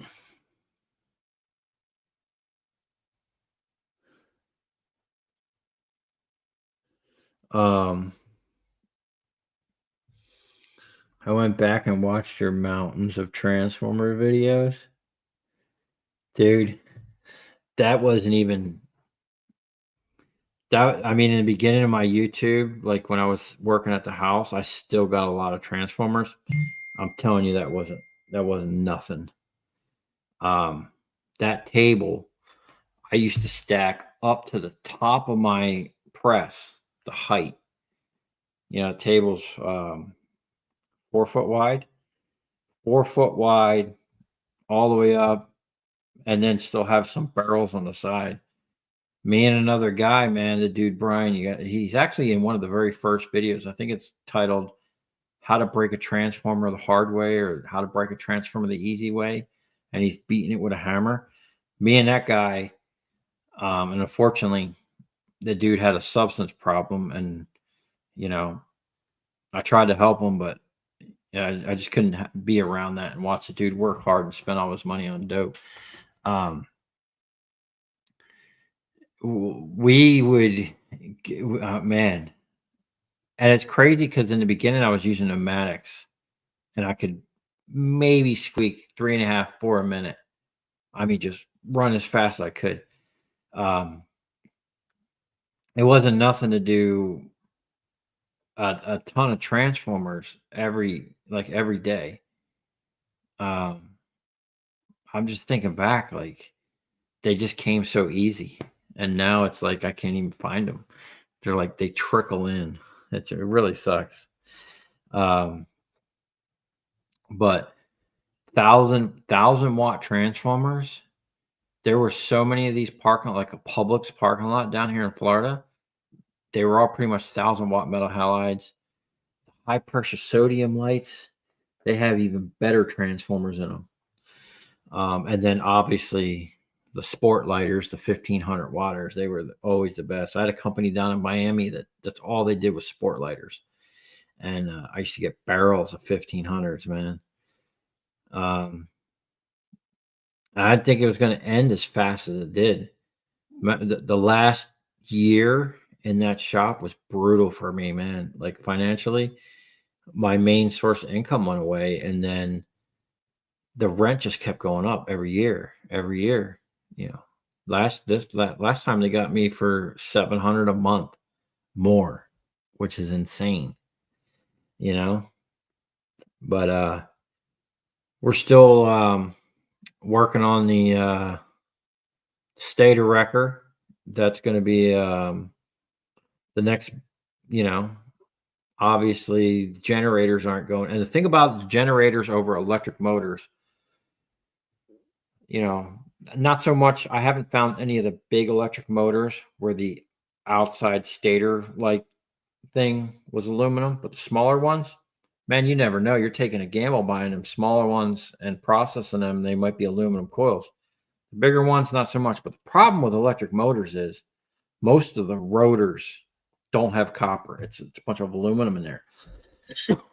Generators, I ain't found one that wasn't copper, and they always have almost more copper in the rotor than they do in the actual stator. That big 5 or 9,000, 8,000 pound one, that big monster I did, I got more copper out of the rotor than I did the actual the outside of that thing.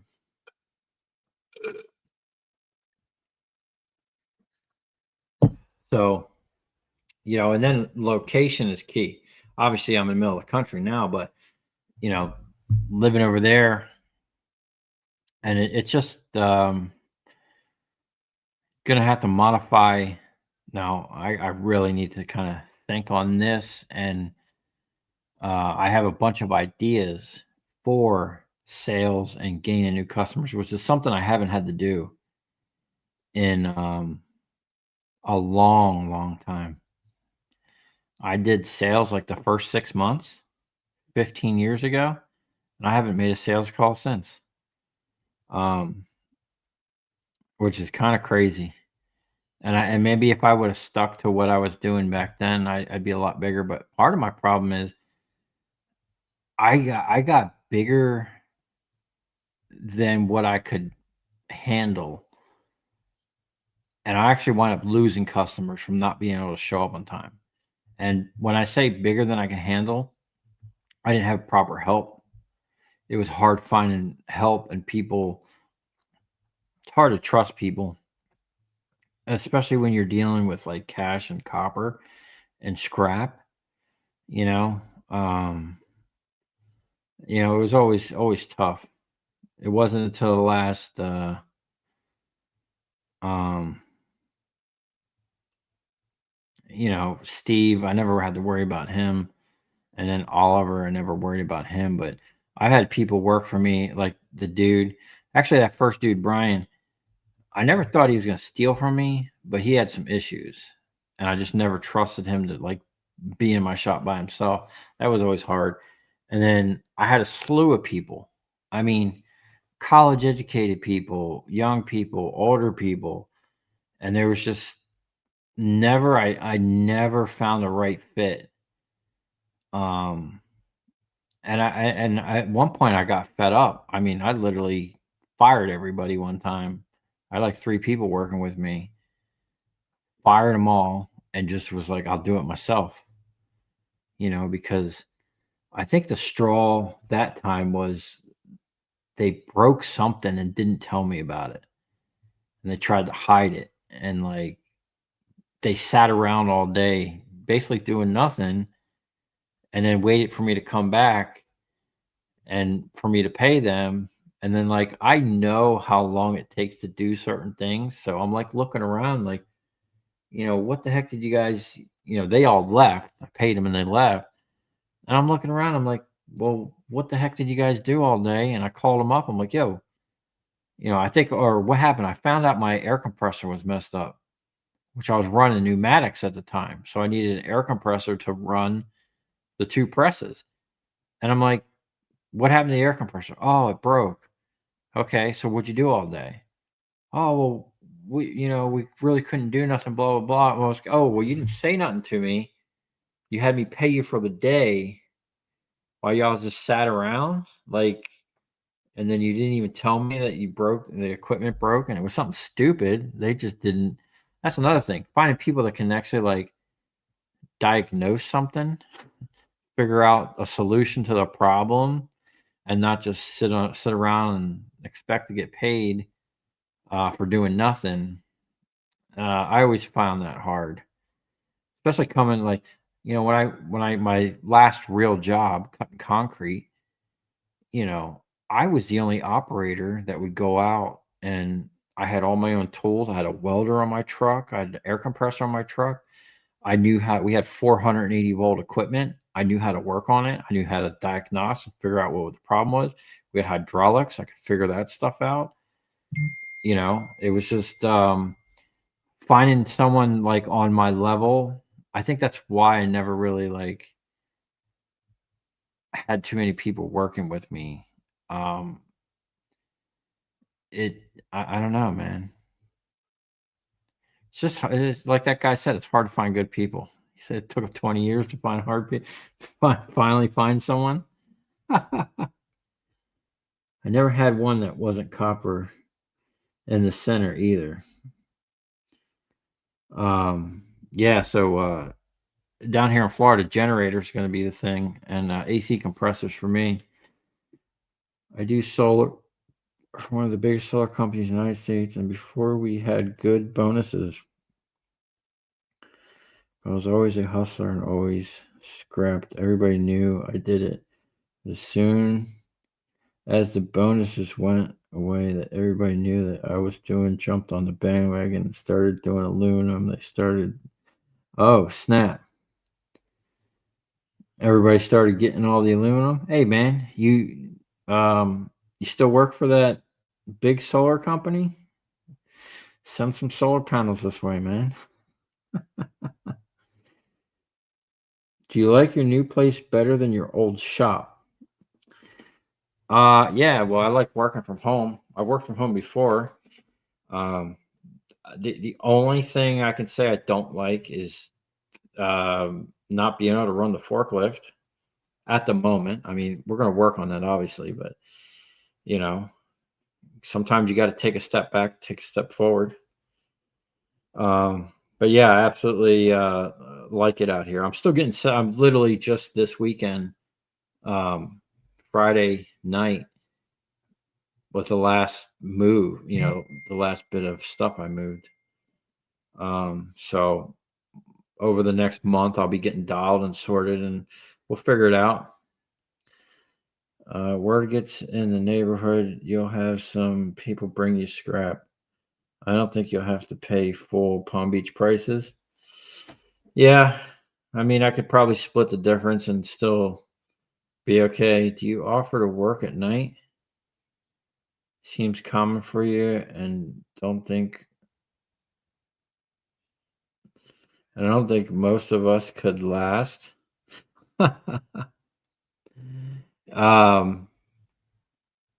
Yeah, I mean, I do a lot of work at night because sometimes, like, I'm out on the road all day, I pick stuff up. And especially if I pick up a lot of copper, like if I'm buying $3,000-4,000 worth of copper, man, 5 or 10 cents fluctuation could be, $100 or something like that. So I've always had it in my mind, get it stripped that night, sell it in the morning, get rid of it while you're still locked in on that price. Or, like the guy says, go to Miami once a month.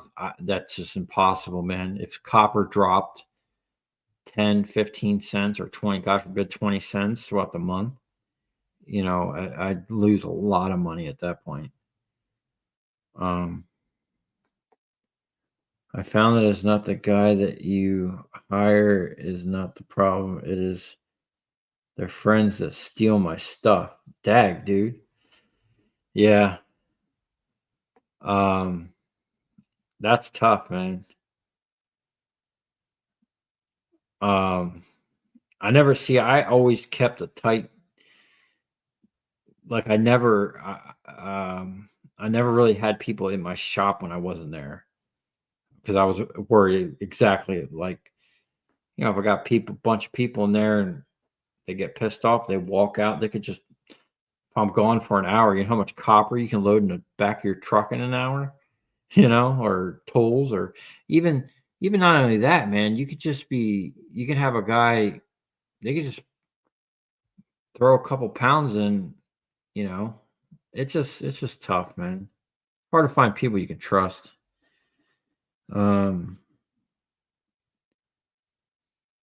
Do I prefer to work at night? I noticed countless videos you were working late. Yeah.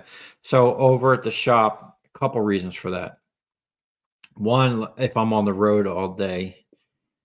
Two, I never like to open my bay door during the day because on either side of me was auto mechanics.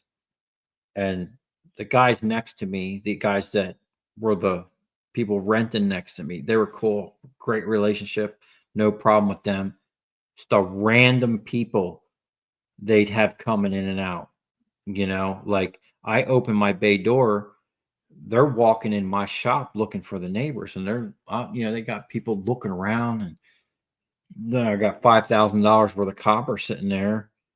I don't know who these people are, and even if they don't walk in my shop, if I'm like got the door open, they're sitting there waiting for their car to get worked on. They're just looking in my shop, and people I don't know. So yeah, normally during the day, keep the door down, and wait until everybody leaves, and then I can do what I need to do. Plus, it's down here in South Florida, it's hot, so it's better working at night, nice and cool. And it's not really that I prefer to work at night. I'd rather be home, chilling and relaxing. But sometimes you got to do what you got to do. I'm a hustler. I'll work anytime, really. You'll be in Florida in February. Well, man, email me, dude. I got an email, projectshopfl@gmail.com.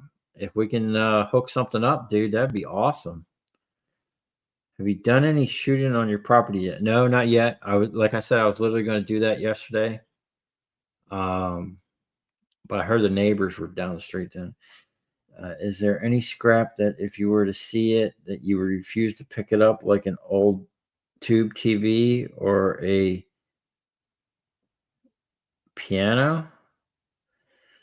Um, I don't pick up scrap like off the road. Like I see scrap all the time. I just, not that I refuse to pick it up. I just look at it like there's people that go around that need that scrap more than I do, because I actually have customers that I get a high grade, what I call high grade scrap from, good recovery stuff. The stuff on the side of the road, it's not that it's like beneath me or not. I think about the people that don't have much, that drive around in their trucks, and that's what they do, and they have their routes and they know the schedule of the bulk pickup and stuff like that. I let them, let them eat too. I got enough on my plate that I don't need to do that. Now, if there's something I absolutely want or see that's like there's no way I'm leaving it, or I can't believe, like, I've stopped and picked something up, but I don't look for stuff on the side of the road. I don't drive around looking for it. I got set customers that I see regularly. Um, and like dumpster diving, I don't do none of that. No, not that it's beneath me, but I just, business wise, it's like gambling, driving around burning diesel, going around. Yeah, you might find something, but is it going to be, are you going to make $1,000 a day doing it? Most likely not. If I go out and I find the right customers and I buy the right material, $1,000 a day is well within the realm of my capabilities with the equipment and the setup that I have. So that's what that's what I'm looking for. Yeah, you better AC that new shop when you build it. Yeah, I plan on it. I got 2 brand new 5-ton units ready to rock and roll that I pulled out of the mansion down there by Mar-a-Lago on the beach in West Palm. Good. And you know what? I'm like, there's so many times I wanted to scrap them. And so many times I wanted to scrap that hot water heater. And as soon as we move into this house, the insurance is like, oh, you got to upgrade your hot water heater. You got to upgrade your valves and all this crap. I'm like, well, we'll go buy the valves. But I took pictures of the hot water heater. It was like practically, what was it, a 2020 something? A couple years old. It's practically brand new. And it didn't cost me nothing, really. I think $5 in plastic fittings and a valve or something that I had to put on there. But yeah, the AC, I got the units ready to rock. Can you put air tires on that forklift? I run 5,000-pound lift on gravel with air tires and get around good.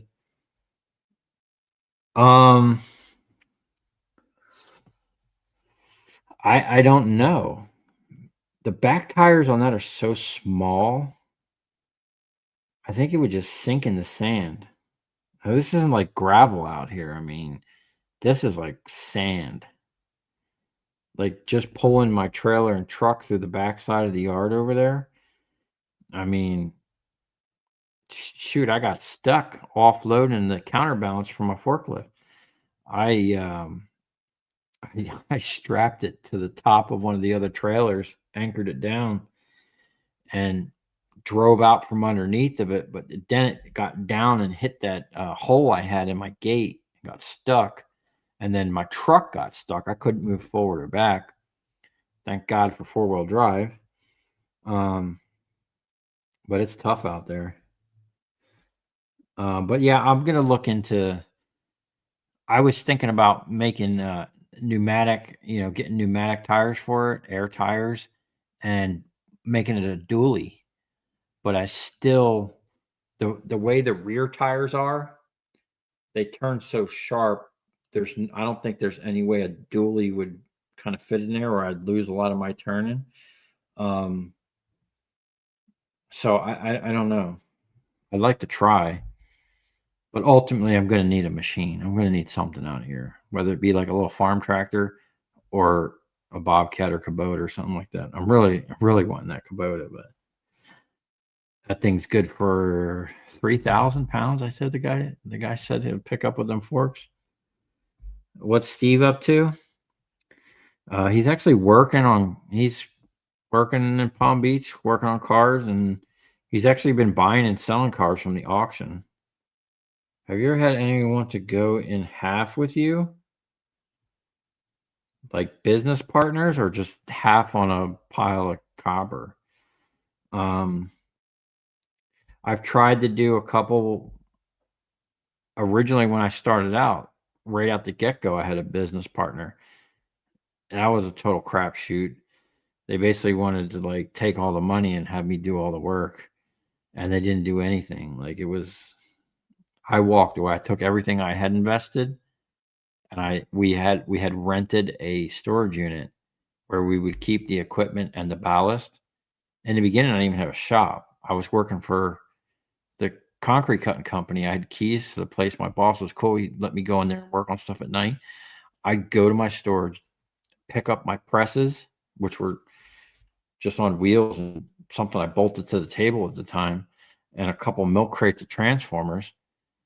I would go pick them up from our storage unit, bring them to the shop, use their air compressor, run them, break everything down, go put it back in the storage.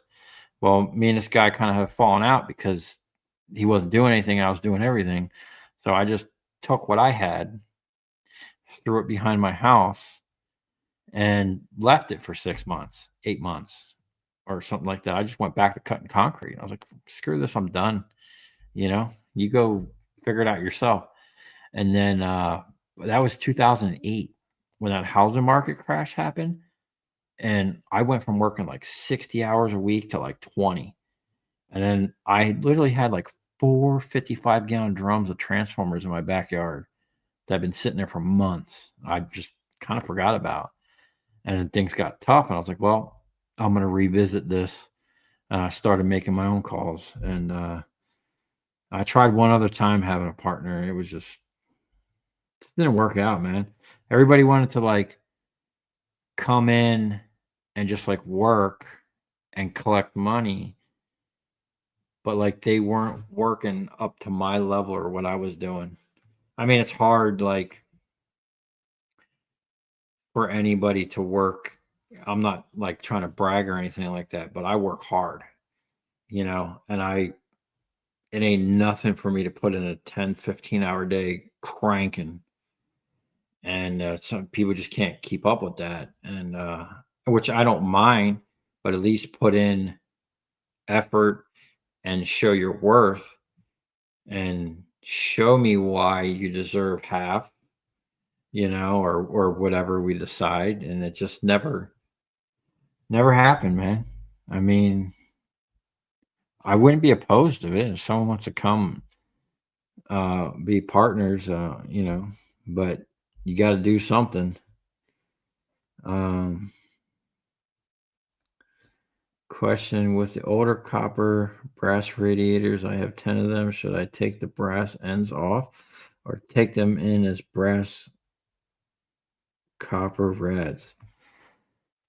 So you gotta get your price. If the price for the copper brass rad is more than the brass, take it in as is. If it's less than brass and you got nothing to do, cut the brass tank off, the top and bottom, or I think they're soldered on. But I think I did one time and it just wasn't worth it. I took it in as is. I don't know. It all depends on your price and your process, I guess. It's always wise to save stuff like appliances or hardware. It'll come in handy eventually. Yeah, that's why I'm always saving nuts and bolts, man.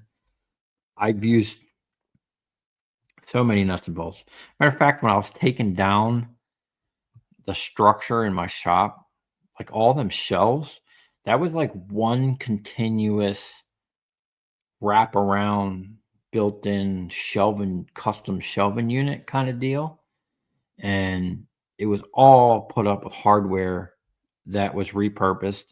And that whole thing was repurposed. I think there was only a few of the cross members I actually paid for, but I'd say 90% of that was all stuff I got from scrap for pennies. He looks like Grizzly Adams. Hi, what's up, Joe? Hi, Derek. Glad to see you. I'm excited to watch your future. Thanks, man. I just emailed you my phone number. Okay. Kind of late. I'm gonna get out of here in a couple minutes, but I'll have to take a look at that tomorrow. Extremely hard to find good help. I had scrap business for a while with 2 guys working for me. Yeah. Yeah, it's tough, man. Especially like even with Oliver and Steve, I thought about, man, I should put these guys on percentage. Maybe, but the thing is, like, it's hard because there was just certain things they just didn't know, and it kind of wouldn't have been fair. You know, I ate a lot of labor, training and showing people and putting people on a task where they didn't know to. Not for the most part, like with the light fixtures, like that was when Oliver first started working for me. That's pretty much all he was doing is light fixtures and transformers and stripping wire with me, which I would run the machine. But the light fixtures, you know, the way we always did it, we'd lay them all out, try to lay them all out at once. And then you put one guy on one task. And I'm telling you, it may seem like not the way to do it, but if you just got one guy going opening lenses, bam, bam, bam, bam, and one guy coming right behind him, taking the bulb out, something as simple as that. Boom, boom, boom, boom, boom. You just moving right along. And then that guy, once he gets to the last one and you taking the bulb out, you put him on the next task, which might be just open the reflector or moving the transformer out, you know, unbolting the transformer or clipping wires. Don't do more than 1 or 2 tasks where you're putting down a tool and picking up another one at each thing, you know. So I taught him that, and that was easy because, you know, you're just unscrewing one thing and moving on, unscrewing one thing, and after about 5 or 6 of them, you get in a good rhythm. It's real easy. But I find that, like, when I would do the micro scrapping or something with them boys, it was always tough because, you know, for me, you're figuring out on the spot the first time right there, right? Not everybody has the, you know, okay, you know, this will be the easiest way to do this, thinking on the spot, the fastest way to do it. And it just might take them a long while. So, yeah, that was tough. Well, I think we just hit 2 hours, 2 hours, 18 minutes. I got to get out of here, man. It's 12 o'clock. I got to get up super early. I just kind of wanted to test the stream at the new place. Seems like we got good internet. I will be hardwiring a line, maybe with a booster, to the shop. I forget what it was. It was like 80 feet or something like that, 100 feet. So I need to get a long line with a signal booster so I can go live and do some live scrapping. And then, you know, we can get back to doing some cool things. I want to get back into doing live melts and get back on building a waste oil jet burner to melt the stuff. I've seen some really tricked out stuff on the internet. A guy doing the waste oil thing and injecting air and whatnot. So let's see. Is a 5-gallon bucket of brass sprinkler heads worth anything in scrap? Probably. I mean, I'm pretty sure brass is 2 something a pound. So you probably got a pretty decent amount. You'll never hire anyone to work for you as hard as you work for yourself. Yeah, that's true. Still can't believe how much new or good use stuff comes through all of our shops. Yeah. And that's the thing I love about scrap is even before I got into scrapping, I always like to tinker with stuff and repurpose things and fix things. And then like some of the stuff people throw out is just incredible. Like I got a bike. Years ago I used to be really into like BMX and mountain bikes and stuff like that. I was at a scrapyard one day and I'm looking at this bike. It was a giant NRS Air. I'll show it. I think I showed it on the channel one time before. I'm looking at this thing at the scrapyard and I'm like, man, that bike looks expensive, dude. All hydraulic brakes, push button, everything, super light frame, adjustable air shock. The bike was originally like $3,000, right? So I'm looking at it, I'm like, wow, that's expensive. And it looked like the only thing it was missing was the rims and a seat. Like the whole thing was there. So I asked the guy, I'm like, hey man, what's up with that bike? He goes, yeah, I don't know, man. It looks like a nice bike. He goes, we paid $8 in scrap for it. I'm like, wow, $8. Or it might even been less than that. He goes, you want it? Just give me $8. I was like, yeah, whatever. I gave him $8. I showed it to my friend. He couldn't believe. Now, my friend's one of them guys that's like really into bikes.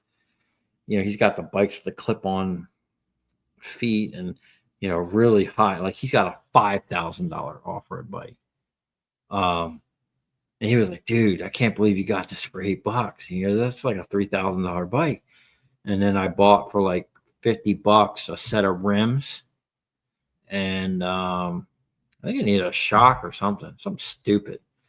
But I got all the parts for like $50. So for less than $60, I got this awesome bike in scrap, And then so many other great things, man. Yeah, scrapping is awesome for that stuff.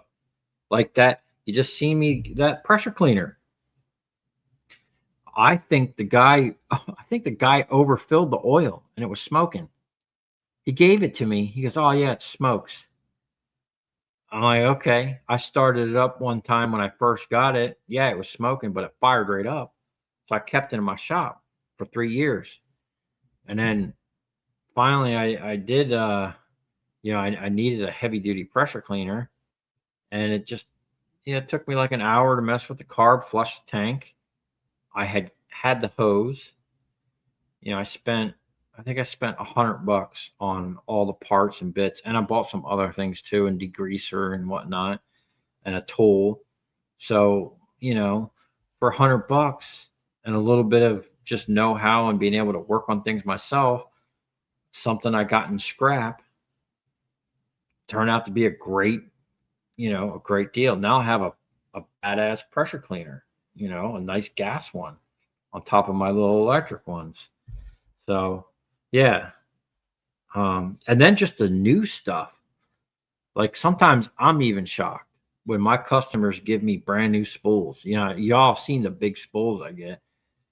And I always ask them, hey man, you don't need this? You can't use this? And they're like, we don't know when we'd have a job for that particular wire, that size, that length. He goes, it'll sit in our shop and collect dust. It'll be in our way. Scrap it. Okay. Job already paid for it. It's just money in their pocket. They don't care.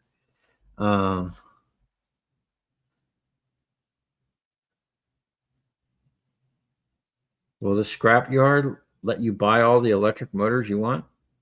Okay, so yeah, they will. I have to pay the scrapyard price, but the thing is, where I sell my scrap, they own 2 local scrapyards that buy from the public. Like where I take it, they don't buy from the public. So they have 2 of their own scrapyards.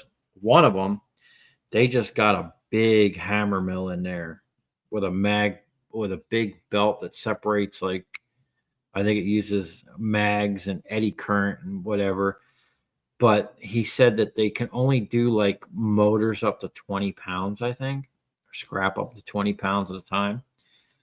They're not going to do the AC compressors, and they're not going to do the big boy stuff. He says, we'll save all that for you. Yeah. So I can buy all that stuff. But unfortunately, like, they're not going to sell it to me for less than they can sell it.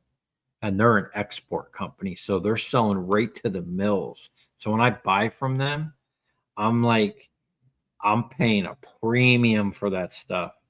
And there's not a lot left on the bone. So it comes down to like volume, and then the certain types, like the bigger the motors, or the not necessarily the electric motors, because I bought some 1,700 pounders from them once. I made like $50 because the rotor was aluminum, and it was such a big shaft. They didn't want to buy it as iron aluminum. They bought it as steel. They didn't even buy steel. I think they gave me PMR price, which kind of sucked. But yeah, they'll sell me, like, when it comes to the generator stators, I'll buy as much of that stuff from them as possible. The AC compressors, it's tough buying it from Miami because I have to pay that premium. Local yards and from the source is where you really want to buy them. That's where you can make some money. So hopefully I got that guy. I bought like $3,000 worth of AC scrap from that guy one day. I heard he's almost ready for another pickup. But ultimately, yeah, like, I want to so this is my goal. I need to recover some money, get back in a flow, get some money up, pour a concrete slab. That's freaking, I've been looking at concrete. Concrete is freaking expensive. I don't know if y'all looked at concrete lately, but geez, I was looking at bags and then trying to get like quotes on having someone pour some concrete. The concrete is like more than the building almost, which is insane. Like, I can't believe it's so expensive. But I need to get a proper shop going, and then I'm going to be looking to, like, I need to gear up for volume. So even if I'm only making $2 or $3 per unit, we'll have thousands of units to blow through. You know what I'm saying? But we got to get them. The process needs to be dialed in, and we're going to get it dialed in. Like, everything I got right now, to me, it's just like prototype, rinky dinky, just trying to prove the concept. And then I want to build some proper stuff, and it's even like with the stator wrecker. You haven't even seen what I want to do with that, and what the vision for that is. Like, I was kind of struggling back at that shop because of losing my main flow, and then just the outrageous expenses, not only just the shop, but everything, diesel, food, fuel, everything just went so high. And then, my income went down by like, it seemed like 80% real quick, faster than I thought it was going to be. Thought I was going to have more time to move to the next product. But I mean, there's always copper wire, but it's hard to get on that big stuff all the time. It doesn't come, every day. You're not going to get 500-600 MCM. That's unless you just got a lot of big time contractors, which hopefully we'll get there, man. Hopefully spend a little time getting set up over here just so I can get a flow. And then it's going to be, I got to get on the ball with getting in some new clients. But then it's always going to come back to being able to process the material. I can't do it all myself. Picking up, processing, selling, that leaves that was one of the problems with my shop over there. 5,500 a month. When I left, the shop was empty. There'd be maybe 2, sometimes 3 times a week, all day long. The shop was just sitting there. No machines running, nothing being processed. So when I would come back, I'd have to overcome that whole day of that shop being down, and it just, it's tough. So, we'll work on it, man. We'll get it dialed in. We'll figure something out, and we'll find some decent help.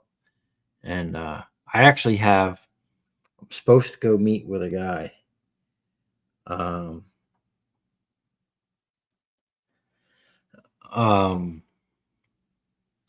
That we've been kicking around an idea, and if I can get this going, I'm going to need a plate. I'm going to need a shop, a proper shop. And it's more along the lines of a machine shop. So the machines that I have here, some machines that he has, and then a big boy. Like, he already has a big, giant 5-axis CNC machine, right? That he's not using right now, but he wants to put to work. He doesn't have anybody that wants to work it. I want to work it, right? But a machine like that, you can run lights out. As long as you got your fixturing, everything's right, you set it up right, you got your programs, you fire that machine up, it can run you can put multiple parts in there and run them all day, all night. Lights out, they call it. And it'd be making you money while you're doing something else. But he wants to buy something that's very rare and make some big boy parts, like big boy contracts. So hopefully we can get something going with that, and that'll be some next level stuff. All right. Look at those machines in China that break the motors and then pull the copper out. Seems like that would be fast. Yeah, those Chinese machines, I mean, most of them are good. And they work great. They're pretty, they're pretty impressive for smaller motors that you can handle, that you can physically pick up and move. See, there's a reason why I went with the style of machine that I have. It's because it's one of the very few that are going to accommodate giant motors, 1,000, 2,000 pound, 3,000 pound motors, big stuff, and be able to move it around